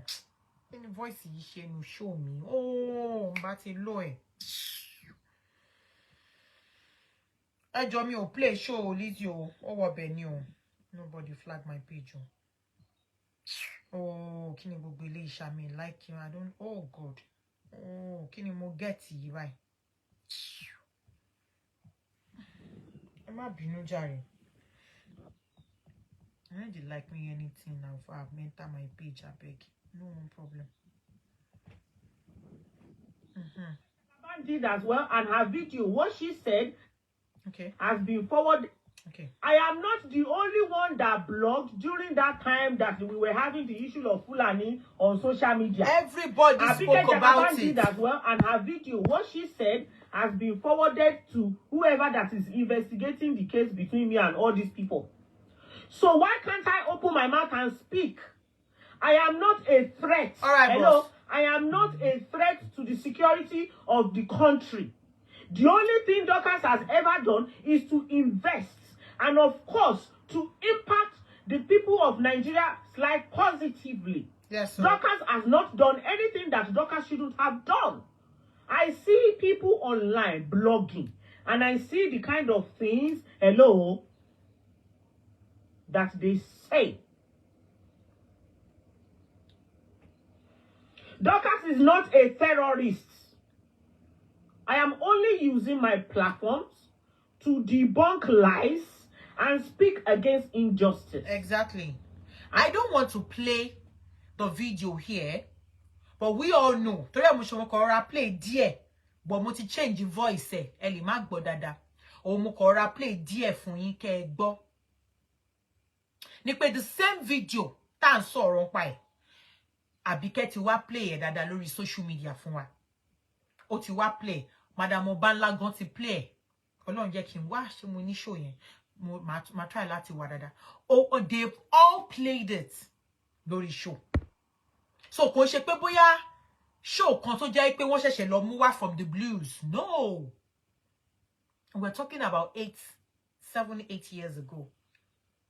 Gbogbo wa la rí nǹkan táwọn Fúlàní ṣe. Ó dẹ̀ ṣì ń ṣe dénidéni. So are you trying to tell people pé kán má sọ̀rọ̀ nípa ẹ̀? Is that what the ACP Olumiwa is trying to tell us? So ẹni tó bá ti sọ nǹkan tó ń go on, kò sí béèyàn ò ṣe lè sọ̀rọ̀. Let me tell you, when you get to court of law and you want to prove, the first thing they check is your intent, your reason, your action. Kí ni ìdí tó fi ṣe nǹkan báyìí? Because most of the time when I listen to the video, I laugh. Because I love the way tí boss lady gan ṣe ṣàlàyé bó ṣe lọ bẹ́ẹ̀. She spoke about ẹnìgbà yẹn ni man kan wá láti ìlú òyìnbó tó wá dáko táwọn Fúlàní pa sóko ẹ̀. The other one was a very young girl tí wọ́n rape tán pa. Kò sẹ́ni tó máa gbọ́rù nǹkan bẹ́ẹ̀ yẹn tí inú ò ní bí tí ò ní dùn nílùú tó lọ́ba tó ní jóyè. Angu yẹn ni boss lady tí ń bọ̀ lọ́jọ́ náà. And she said everything she said. Hello? Gbogbo wa la mọ̀ pé for a treason to take place, you have to prove that what the person said òun ló incite violence, òun ló incite issues, òun ló incite fight, òun ló incite unrest in that particular community or that particular society. So I don't understand how ACP Olumiwa is going to explain that video is treason, because he needs to prove and show us ibi tó ti incite violence way back 7, 8 years ago. It should take us back 7-8 years ago. Láti fi hàn wá padà, okay, and match it together.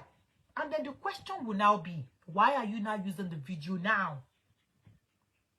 Why didn't you use it 8 years ago? Moreover, it is not even your regime. It is another regime entirely. Àwa náà kì í ṣolódo sà. Àwa náà gba school kọjá. Oko ni ò jẹ́ a lọ ṣe law. Àbá ti gba law lọ, ká kúkú lọ kúkú ṣe law dáadáa. Àwa náà gba school, àgbà kọjá. Everything you guys are doing are just illegal. Ẹ ṣá kò fẹ́, ẹ ṣá jẹ́ ká máa mú nǹkan wá ká máa fi threaten ẹ. Ó yá o la kíni ká ṣe báyìí. Ó yá o tún la kíni ká ṣe báyìí. Kí ló dé? Ẹ sinmi ẹ̀dọ̀. Ẹ sinmi. Ẹ sinmi ẹ̀dọ̀, ẹ fọmọ lọ́mọlẹ̀. Don't say because you are in one corridor of power you can do and undo. And these people gather together, they went and gang up with a particular person that I do not know from anywhere. Imagine. When I had a case in Lagos, Nigeria, this particular person was under the case, pinching it, pinching it, pinching it. When we got to Abuja, this person under pinching it, pinching it, pinching it. Eventually, the person decided to bring his face out and he came out fully. Oh. Dorcas is not a terrorist. Of course. Dorcas, I repeat, is not a terrorist. Exactly. I have helped and I have been of help and assistance to more Nigerians than anybody else. Exactly. I want my case, sir. My wonderful, amazing President Bola Ahmed Tinubu, sir. I want independent bodies to investigate my case. Now, this is what we are going to do. We are going to blow this up because as far as I am concerned, I am not ready to keep quiet. Exactly. I am not ready to be intimidated. Exactly. I am not ready to zip my mouth because I will not zip my mouth. Exactly. Hello? Your aim and objective is to zip Dorcas's mouth. I am not going to zip my mouth. Now, this particular case, let them charge it to court. Exactly. Let international body get involved. Exactly. You cannot keep a case on your desk. Just what I'm trying to say. You cannot continue to keep a case on your desk or keep a case on your department and then be dishing out authority without taking it to the appropriate quarters. If you feel you have a case against Dorcas Adeyinka, she has said, let's go to court. Illegal activity, illegal act. Òun ni kẹ́ gbé case sórí desk yín, kẹ́ máa do and undo lórí ẹ̀. Illegal activity ni kẹ́ kọ́kọ́ petition, kẹ́ kọ́ ló yá, ó yá, gbà petition yìí, ṣiṣẹ́ lé lórí. After petition, what's next? Ẹni tẹ́ bá kọ petition fún kó gbé evidence ẹ̀ lẹ̀. Tẹ́ bá dẹ̀ fi òpó jẹ̀bi, ẹ dẹ̀ gbé lọ court. Àbí bẹ́ẹ̀ kọ́? But in this case, ẹ gbé lọ court. Ẹ kò fẹ́ ṣá máa ṣe, ẹ fẹ́ máa dá ṣe láàrin yín. Thereby giving all the stupid haters lọ́rọ̀ sọ lórí Facebook. Ntẹ́ bá ti cook up púpọ̀, ẹ ti sáré pé, hello Àbíkẹ́, right now, mo ti nísìn mo ti kọ petition pé nígbà tó ń ṣe show lánàá ó sọ pé ṣé ra wọn kò rí wọn tóbi má sọ pé mi ló ń bá wí ó yá ìyẹn náà wèrè lọ́gbọ̀nọ́gbọ̀ ṣọ̀nṣọ̀n a bá gbé phone a pé ikú ó yá bọ́ síta sọ fún wọn nísìn pé yes ṣàgbáfọ́ ti mú páńpẹ́ ti mú ìyẹn náà bá bọ́ta ṣé mo sọ fún yín pé páńpẹ́ yẹn ti mú ẹ máa wòran lórí irọ́ lórí abuse of power. Enough is just enough. Gbogbo petition tẹ́ ẹ kọ, go to court. Why is Abike afraid to go to court? Why is Olawoshibi afraid to go to court?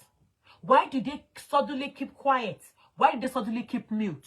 Nígbà tí autopsy jáde, because the last show Olawoshibi ṣe fún wa, we are going to go and get the result of the autopsy, and in my opinion, I'm saying that it is a lie.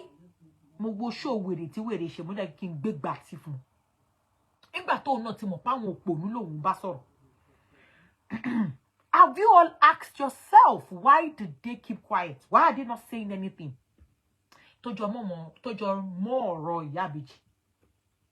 Why did they decide to hide all the shows they had? That is what you all should sit down and think. Àwọn èèyàn jáde sọ fún yín pé justice for Ìyá Ìbejì ń lọ. Yet, gbogbo show tí wọ́n ṣe, wọ́n hide. Ask yourself, tó bá jẹ́ pé lóòótọ́ ló ń lọ, why did they hide the show? Gbogbo show tèmi ṣe wà lórí platform mi ò gbé kúrò ńbẹ̀. Bẹ́ẹ̀ jí mi lọ́la máa defend gbogbo ẹ̀. A to Z. Have you asked those idiots, those morons tí wọ́n ń ṣe show? Olórí burúkú igúnnugún ọmọ àlè. Apárí sojà Yakuba olóṣì. Orí dánkú. Olóṣì ẹlẹ́pọ̀n balloon. Ẹ bá ń bí. Ní pé kí ló dé tó hide àwọn shows tó ṣe fún Dorcas nígbà kan tó ń pè tó páyín Ìyá Ìbejì. I have some of it. Mo lè play mi fún ibi tó ti ń pè Dorcas ti pa o, Dorcas ti pa o. Olórí burúkú ẹ̀ tó bá competition fún sí pé kó wá defend Dorcas ti pa yẹn. Olóṣì àbọ̀tà. A ní ẹlẹ́ tí lẹ ṣe pé kíní kan. Whereas wọ́n ló ti fẹ́ nú gbé kíní. Meanwhile, you are supporting Abike Analowo Shibiton competition. You are supporting them come and do abuse of power lórí Dorcas. The same you idiot here. Wọ́n ní kó wá ṣàlàyé GoFundMe tó lọ gbà lórí family oní family. Olórí burúkú ẹ̀ ò jẹ́ agbádùn lórí social media.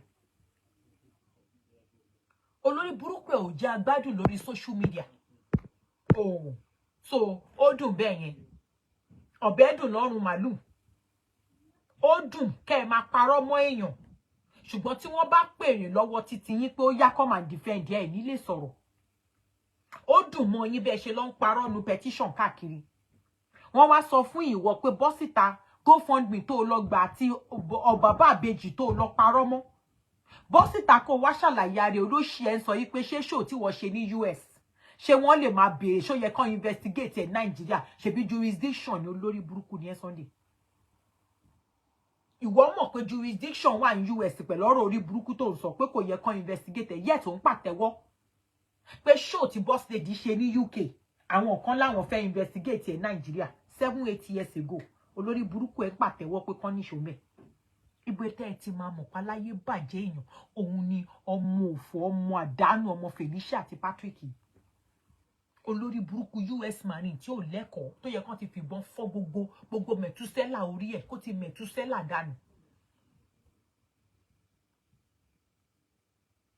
Torí tó bá ń wá aláyé bàjẹ́ ọkùnrin lórí social media ọmọ àlè ọmọ ọ̀ràn kíran tó ń pè ní Sunday omi òye òní kan mú dání. Kíní tó ṣẹnu ṣọ̀kì bíi fùrọ̀ píkọ̀kì yìí òun ló yẹ kán mú dání. Olùṣòṣì ọrùn tó ń kọ góòlù aláyé bàjẹ́ ní kíní tó jókòó ó jókòó á máa wò bí ìgbà tí 14 ń wò by 9 ọmọ òfòjá ti jàtì aláìlẹ́kọ̀ọ́ àgbàyà ẹlẹ́nu ṣọ́ọ̀tì olófò olùṣọ́ ọmọ ọ̀ràn kí ni ó lé ọlé apá olóhùn very dirty ugly duckling ó dé Humpty Dumpty fine jùlọ ẹ bá ti lọ wo cartoon Humpty Dumpty sat on your wall yẹn ó fine jù lórí burúkú ẹ̀ lọ. Olóṣì náà sọ pé òun ò jẹ́ nǹkan àbọ̀ sórí social media wa máa dí ìṣirọ́. Ibi tá ẹ ti ń get information yẹn ẹ sọ. Kò ní dá fáwọn tó ní kó má ṣe show. Èmi tẹ̀ fẹ́ kó ṣe show yẹn kó dárúkọ àwọn tó sọ pé Dorcas money laundry pẹ̀lú. Nǹkan tèmi wà after nìyẹn pé kó bọ́ sáà kó ṣe show yẹn fún wa. Káyé wa bàjẹ́ kó bàjẹ́ dáadáa. Ẹ̀yin wèrè jàti táyé yín ti fọ́ málámálá. Irọ́ ba ayé yín jẹ́. Ẹ̀yin olóṣì ẹ̀bẹ̀ ẹni tó ń bá yín ṣiṣẹ́ burúkú ló fún yín láyé jẹ. Ẹni tó fún yín láyé jẹ nìyẹn ẹni tó ń pòkọ bànújẹ́ sínú ayé títí ẹ̀ tó rò pé máa pòkọ bànújẹ́ sínú ayé ẹlòmíì òun ló ń fún yín láyé kátikàti òun lè ṣe ń bọ̀tà tẹ̀ ń tútùkùtù. Money laundry ṣé bẹ́ẹ̀ yẹn náà lọ ṣe ń wá money laundry. Whatever, I don't care. If you want to search for money laundry kò níbi tí money ti ń bọ̀ ni. Kò níbi tí money ti ń bọ̀ àbẹ́ ẹ̀kọ́ dédé sọ pé money laundry fẹ́yàn ẹni yẹn ní ẹ̀dẹ́ gbé lọ kóòtù evidence tẹ́ fẹ́ gbé lẹ́dà àkáǹtì wo ló ti ń bọ̀ inú àkáǹtì ẹ̀dà ibo ló wà. Idiot ẹ wá lanu fòkòfòkò ẹlẹ́nu rùn òṣì bí pátá aláboyún ó wá gbé yẹn síbẹ̀ nsìn òun sọ pé kéèyàn má defend rẹ̀ òun sọ pé kí Dorcas má jà kí Dorcas má sọ̀rọ̀ olórí burúkú olùṣì gbọ́dọ̀ sí 50 million tó ń sanwó ọmọ òfò. Èyí tẹ́yìn lọ san lọ́hùn ńkọ́ bẹ́ẹ̀ tí ẹ̀ sanwó ẹ ṣáà san ìdí yẹn náà ara ẹ̀ la rẹ̀ ṣó yẹ kẹ́ ẹ lọ fìdí ṣe ni. So you can love it dishe. Align it. Please, also, I want everybody, gbogbo cases tó wà ní Nigeria pátápátá, we are going to reopen it and they are going to reinvestigate everything pátápátá. Exactly. Everything. And whoever that is wrong, I was in Nigeria, I came on holiday to come and invest in your country. The people that are of no good to Nigeria, they are of no they good. came to lie on me. You people decided to declare me wanted. You have tried everything possible. But God has always told you, okay, you've tried to rope me with murder case, an alleged murder case. God did not shake me. God did not give you the power. Now,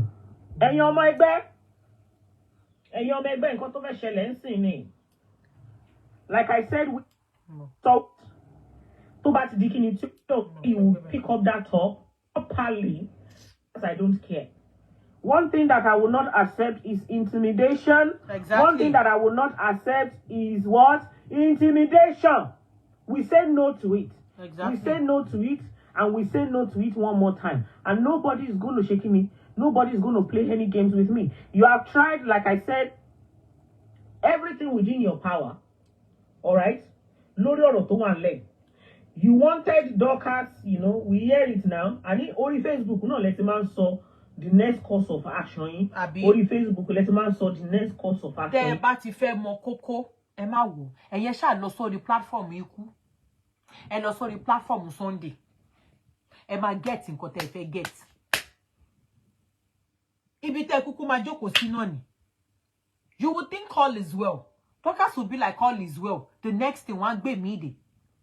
And I wonder who is feeding them? Who is giving them all those info? Who wrote petition? Who is that person? Who is that person? How many hours lati lumbi? Kila go so. Oh, 9. 2:30. If there's anyone that wants to call, please, you're free to call him. If you want to say one or two things. Because who? Taleni ton fún wọn ní information. Mo play ìkan lẹ́ẹ̀kan in 32 minutes. We'll continue from here tomorrow. Mo play show kan lẹ́ẹ̀kan fún yín tó lórí burúkú igúnnugún tó ṣe. I can play another one tí Libya náà ṣe lórí platform we. Téèyàn kan bá l'account mẹ́ta mẹ́rin kan. Kí ló máa ń perú ẹ̀? Má loud díẹ̀ mo wí pé kí ló ń ṣàwọn eléyìí. Téèyàn bá l'account mẹ́ta mẹ́rin kan. According to my right, as a citizen of Nigeria, I have every right to own any account I want to own. That is not a problem. Àmọ́ ẹ bá ti mọ̀ pé puruntu tí ò kan kankan. Ó máa ń jọ lójú pé yan l'account mẹ́ta mẹ́rin. I can have different accounts depending on the kind of transaction I want to have. We all know in this modern banks, network won't man go down. A business tycoon no gbọ́dọ̀ l'account níbì kan. It sounds so foolish. If you call yourself a business tycoon and you have you have account in only one bank in Nigeria, then you are a nobody. Because anything, that means your transaction, your business will what? Will must stop for that day. So I don't see any big deal in that.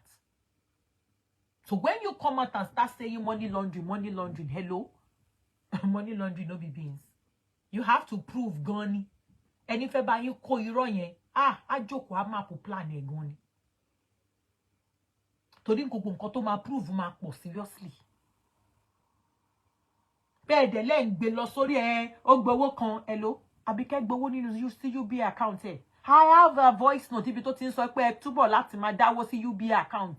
I have it with me. Níbi tó ti ń sọ tó ti pè wọlé sọ́dọ̀ ẹlẹ́dọ̀ gbígbẹ. So you all should think. Ọmọ yẹn sọ pé Àbíkẹ́ máa dig grave ẹ̀ fún rẹ̀. Ó máa dig pit ẹ̀ fún rẹ̀ níbi tó ń bá lọ tí ó bá jáwọ́.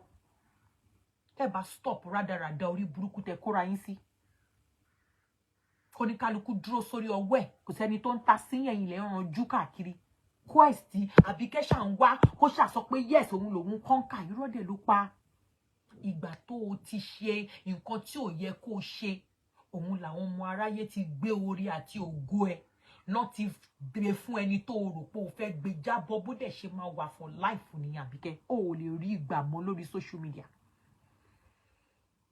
That mantle of leadership ó ti jùlẹ̀ ó ti bọ́ lọ́wọ́ ẹ ìgbà tó ti gbìnù tó ti ṣe ohun tí ò yẹ kó ṣe ó ṣe ohun tó bí ẹlẹ́dàá àṣẹ̀dá ó ṣe tó bínú.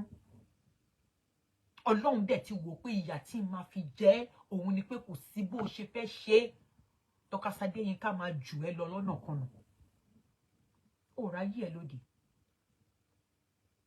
torí pé o ṣàfẹ́ ja ìjà yẹn o fẹ́ ṣò pé yẹ́sì wọ ni òun ló ṣe ń ṣorí burúkú tó lọ ń ta òbò kiri tó lọ ń gbé káàkiri Nàìjíríà ṣáá o ṣàfẹ́ ṣò and at the end of the day kí ló fún ẹ pàbó ló já sí o tó nǹkan kan ibi tó o máa ti mọ̀ pé o tó nǹkan òun ni birthday tó ló ṣe yẹn àti rẹ̀ yìí tá a fẹ́ rí December tó fẹ́ ṣe bullshit ni ó bá lọ gba ọ́ọ̀lù ó dẹ̀ lè gba ọ́ọ̀lù gidi bí ẹ̀dá ò lè ṣe pátì ẹ̀ ní Ìkẹjà ò lè ṣe pátì ẹ̀ ní Ìkẹjà ò lè ṣe lẹ́ní surrounding ní Ìkẹjà Ìkòyí torí olówó ọ́ọ̀lù bẹ̀yẹn ló bí beans irú yín ọgbà fágbà ìyànà pàjà pen cinema ibẹ̀lẹ̀ tí ń ṣe pátì yín.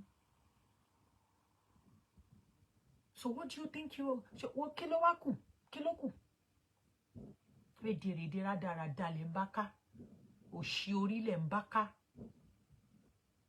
játijàti lẹ̀ ń bá ká the same you tó máa rí tó kọ justice for Iyabeji continues the same you tó máa pè tó máa lóò mọ nǹkan kan pa justice for Iyabeji lọ́dọ̀ àwọn ọlọ́pàá ayé ẹ bàjẹ́ and those idiots tán láwọn ń tẹ̀lé ẹ àwọn yẹn ń ṣe gọ́gọ́ Kọ́láwọlé Ajétúmọ̀ bí ti sọ ó ní wọ́n máa ń dà wọ́n bí ẹran ni ó ti sọ lórí platform ẹ wò bóyá ó wà níbi kí n bá yín play ẹ bí ẹran báyìí òun ló ṣe ń dà wọ́n òun lè ṣe rí pé gbogbo wọn orí wọn papò gbogbo àwọn tó láwọn support ẹ yẹn orí wọn papò wọn ní nǹkan kan tán ní lọ́pọlọ mọ́ ọpọlọ wọn ti dọ́bà ọpọlọ wọn ó ti dọ́bà kò sí nǹkan kan tó ń rò láyé wọn mọ́ gba Nàìjíríà lọ ẹ mad.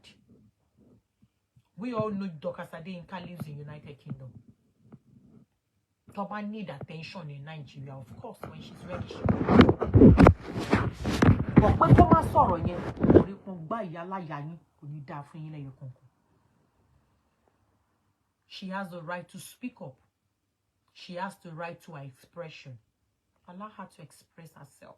You know, everything that she said, she has not defamed the ACP Olumuyiwa. She has not defamed him. She only stated everything to transpire láàrin Dorcas Adeyinka àti ACP Olumuyiwa. And she has every right to say it. Nobody is going to gag anybody. She demands justice. She demands fairness. She demands truth and nothing but the truth on her case. And that's part of the fundamental human rights. The right to be heard, the right to be treated with what? With fairness. So let us speak. With all due respect, ACP Olumuyiwa, please do the needful. If you have issues and you have evidence, provide it. Write whatever you want to write. Provide your evidence with it. And Dorcas will give you the counter back. Simple. Koti law sọ nìyẹn. Law sọ pé kẹ́ máa fìtínà tí èèyàn. Kò ní kẹ́ máa lo power yín kẹ́ máa fi ṣèkà fẹ́yàn. Ẹ péyàn, ẹ kọ́ ṣá máa dribble èèyàn. Óyá, àtún ti gbé mi wá. Óyá, ẹ filẹ̀, àtún ti gbé mi wá. Then you take her to court. Very simple. Dorcas Adeyinka abused me. I'm charging her to court. Oh, well and good. This is me. Hello, my lord. One low abuse. I didn't abuse him. Where is the evidence? This is the evidence. She said, Kiniko. Did she mention your name? Where is your name? Give us proof that she mentioned your name. She mentioned your family. Where is it? Talk about the tangible evidence. One the back case down. Porque wa rò pé bóyá ẹ máa gbé case sórí table yín. Kede wa máa ṣoríṣiríṣi káwọn wèrè kan wá máa dúndùnkúndùn lórí social media. It's a no. Ibi táwa wà nìyẹn. Má jò bàjẹ́ láwa dúró sí. If there is any issue tomorrow that requires me to speak up and say, yes, SCP Olumide is doing wonderfully well, I will do so. But on this case, with all due respect, sir, I must really tell you, sir, this is a slap on your reputation and integrity. It's a slap on your office. It's a slap on that authority that is vested in that your position. It's a slap. Junior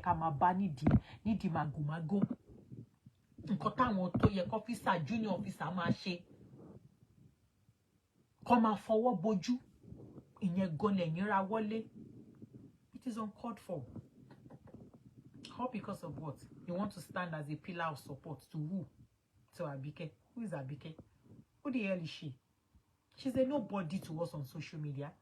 I don't care who she is to you, but she's a nobody.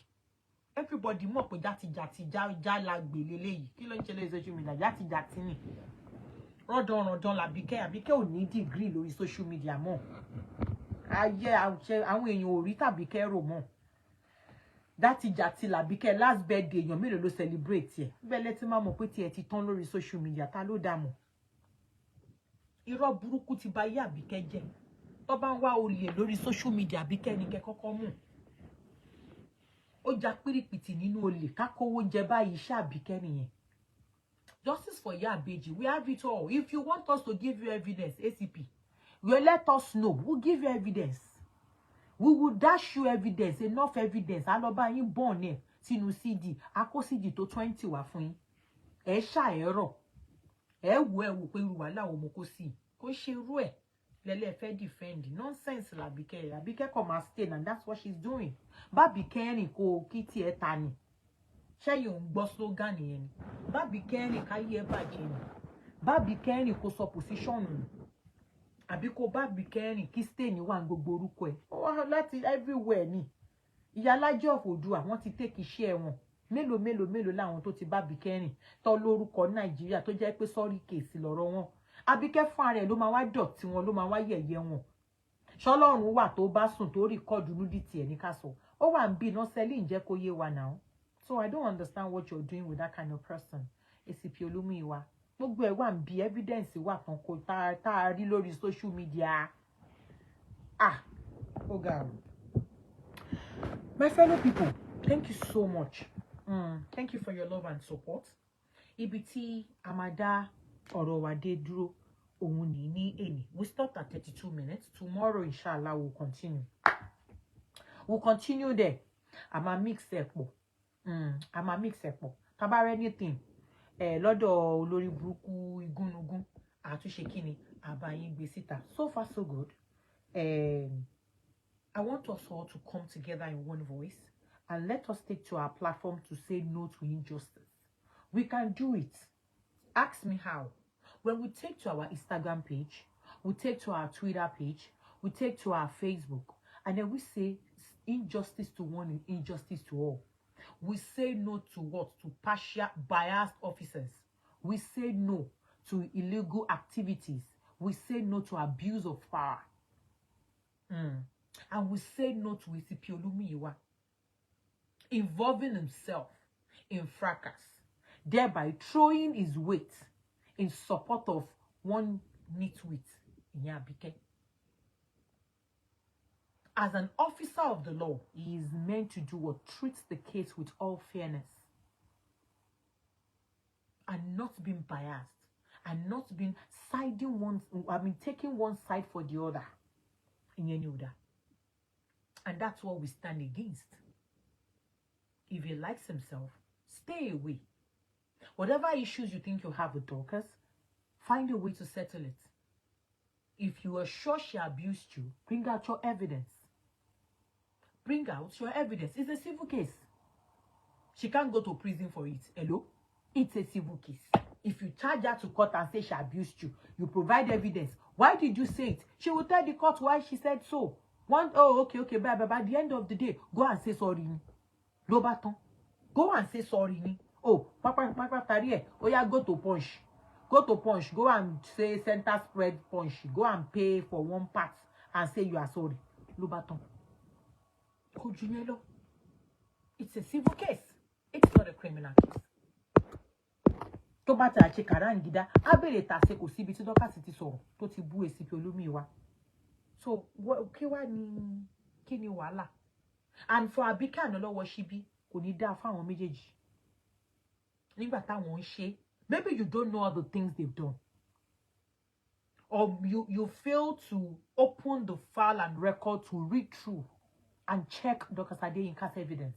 Maybe that is why you feel that àwọn people here need points. Maybe when you take your time, go back to the drawing board, go back to your office or go back to the files and check all the evidences that Dorcas presents. Maybe you will have a change of heart and say, okay, you know what? This is total bullshit. Maybe and maybe. Maybe and maybe.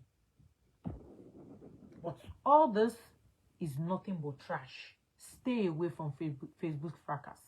It is not meant for any officer at all. Stay away from it. If you want pẹ̀lú nǹkan ṣe, ẹ má dá sí. For competition wèrè wá, let them know. For them láti sọ pé èèyàn kan bú àwọn, definitely want to bú ẹlòmíì. It takes two to tango. For every corresponding insult, there is also for every debit, is it for every corresponding debit entry, there is always a corresponding credit entry.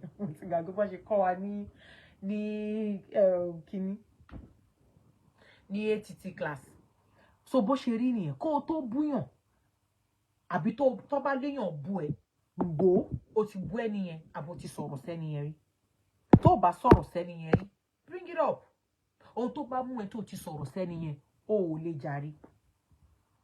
Òun lọ̀rọ̀ Àbíkẹ́ Àtọlọ́wọ́ Ṣíbí. Tó bá ti sọ̀rọ̀ sẹ́ni yẹn, tó bá bú ẹ padà, tó wá lọ report, o ò lè jàre. It is the law everywhere. Ẹgbẹ́ lọ UK, ẹgbẹ́ lọ America, the same thing. Did you abuse the person back? Yes, I do. 2 and 2 need to give 4. Except tó bá gbé ọ̀rọ̀ yẹn tó gbé lọ criminal matter nìkan ló kù.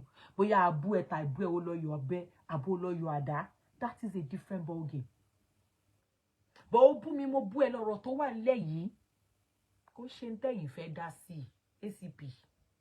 Ẹ má yẹ̀yẹ́ ara yín, ẹ má dọ̀tí ara yín lágbo. Everything tẹ́ ń ṣe yìí is in your record.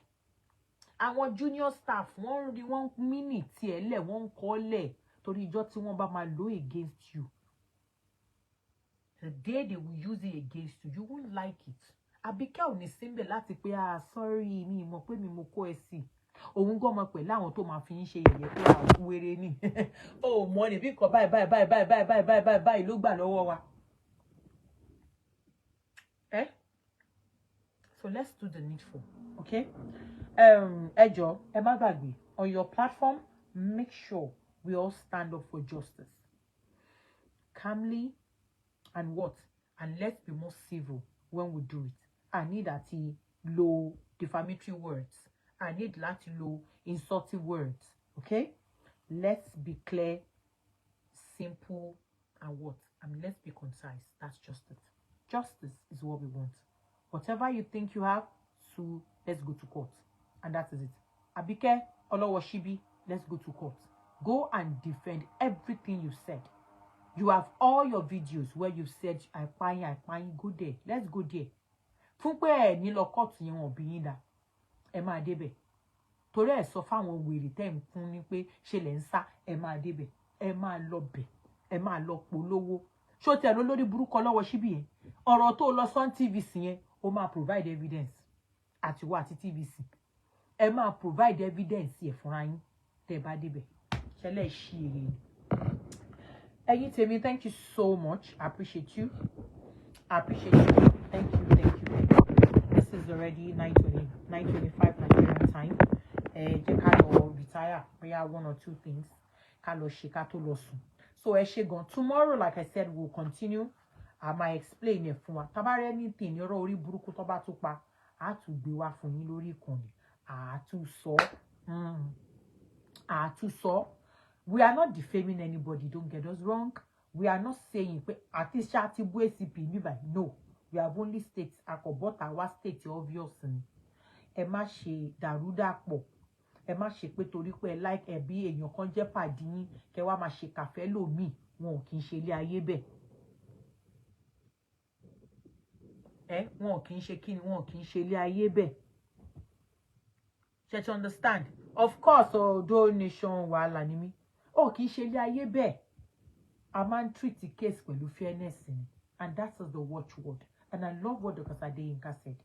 She needs an independent body láti ṣe kíni, investigate the case.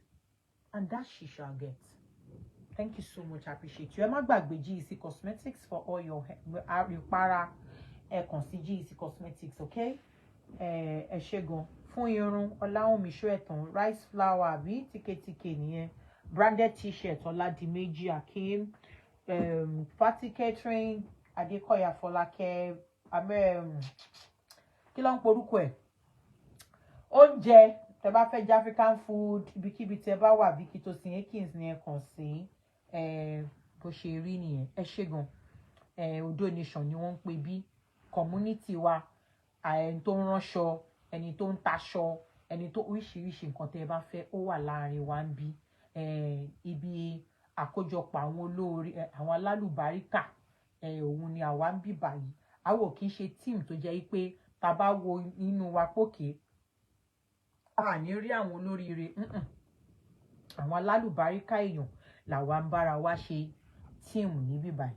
God bless you, Dorcas Adeyinka Empowerment Foundation. Thank you so very much for your work. Gbogbo àwọn tá polówó wọn yìí, a lot of them, they were actually empowered by Dorcas Adeyinka. Okay, so abarẹni tó lóhùn ò rí iṣẹ́ Dorcas, òun la ti ń pè jáde fún yín. Ó dẹ̀ pọ̀. Tẹ́ bá fẹ́ rí, kọjá sí Dorcas Adeyinka Empowerment page, kẹ́ lọ wo share ribiribi tí wọ́n ti ṣe. Thank you so much, my people. And for all of you that gave me stars, thank you. Kò ní tán bẹ́ẹ̀ o. Thank you so very much. Owó ibi tẹ́ ti ń mówó kò ní tán bẹ́ẹ̀. A máa pọ̀ sí ni. Ẹ ṣé gan, mo dúpẹ́ o. 3,000, almost 4,000 stars. God bless you all. Thank you for your love. Thank you for your support. I appreciate. So tomorrow, another day, will come again. To educate ara wa on it. Ẹ má gbàgbé, is justice. One voice. Anywhere, justice for Dorcas Adeyinka. We want the case to be treated with all fairness. Yes, that is what we want. Ẹ má gbọ́mọ bá fọ́ṣùn. Ẹ má side àwọn kan fún kan. Ẹ jẹ́ ká ṣe bó ṣe yẹ àti bó ṣe tọ́. Ẹ jẹ́ kó rí bẹ́ẹ̀. Kí oníkálukú gba share. Ẹni tó bá jẹ̀bi kó sọ fún pé ó jẹ̀bi. Ẹni tó bá yẹ kó lọ kóòtù kó lọ. Ẹni tí ò bá dẹ̀ ní lọ kóòtù kan fílẹ̀. Kọ́ yé dọ́run anybody mọ́. Kọ́ yé ranjú. Kọ́ yé threaten. Kọ́ yé intimidate èèyàn mọ́. Ohun tá à ń sọ nìyẹn. God bless you all and I love you. And I'll talk to you later. See ya. Bye. Ẹ jẹ́ bá yín wo orin kí n tó máa lọ. Ẹ bá yín wo orin kí n tó máa lọ. Sorry, I didn't go show lórí TikTok lẹ́ni, ẹ má bínú. Fóònù TikTok yẹn ìgẹ́ta síbi. Mo kò wọ abeg. Wàhálà àti lọ máa tó dúró máa ṣe kinní kan ó sẹ̀ǹgẹ̀ mẹ́ǹgẹ̀ gan. Okay. So the video trying to show people that yes, he can. Exactly. Bobby Julia Yosi, thank you. Bobby Bitu Ogudola, sorry, I'm just saying. Good evening, ma'am. Show. Thank you. God bless you. Ojolowo Shukura, thank you so much. Oya Sherry, Kinini o. Oluwa lo ni mi. Thank you. Ijumango.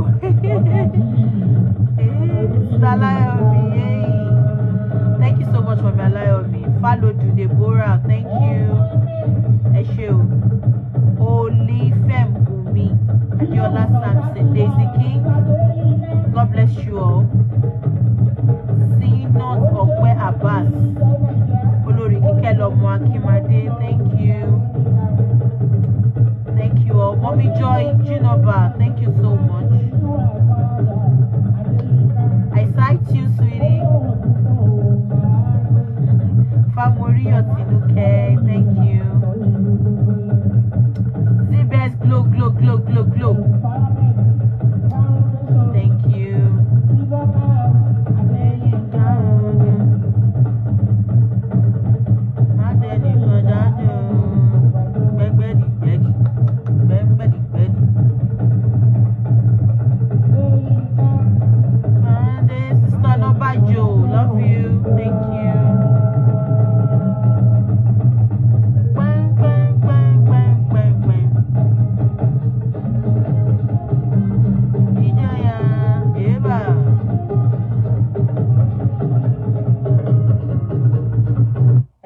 gbé borùn kí tó máa lọ wèrè kan ṣe show lọ́jọ́ kan ó ní kí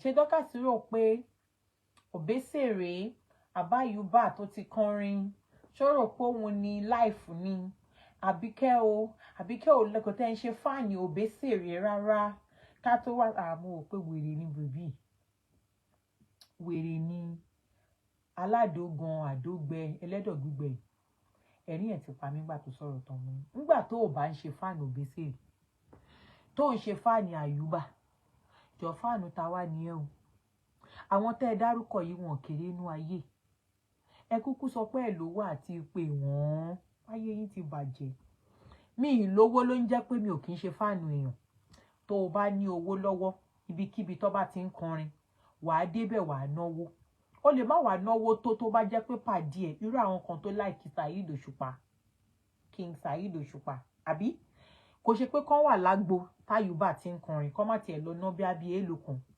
iye tán máa ná máa yàtọ̀ tó bá jẹ́ pé King Saheed ló ń kọrin ni owó ni ẹni bá ti ń sọ pé òun ṣe àbí iṣẹ́ fáànì èèyàn kan mi ń sún mọ́ bẹ̀ ẹ bá wa wo àpò ẹ̀ kò lówó lọ́wọ́ ló ń jẹ́ bẹ́ẹ̀ ẹ̀yin èèyàn mi ó dàárọ̀ àmọ̀ sísọ take care good night bye.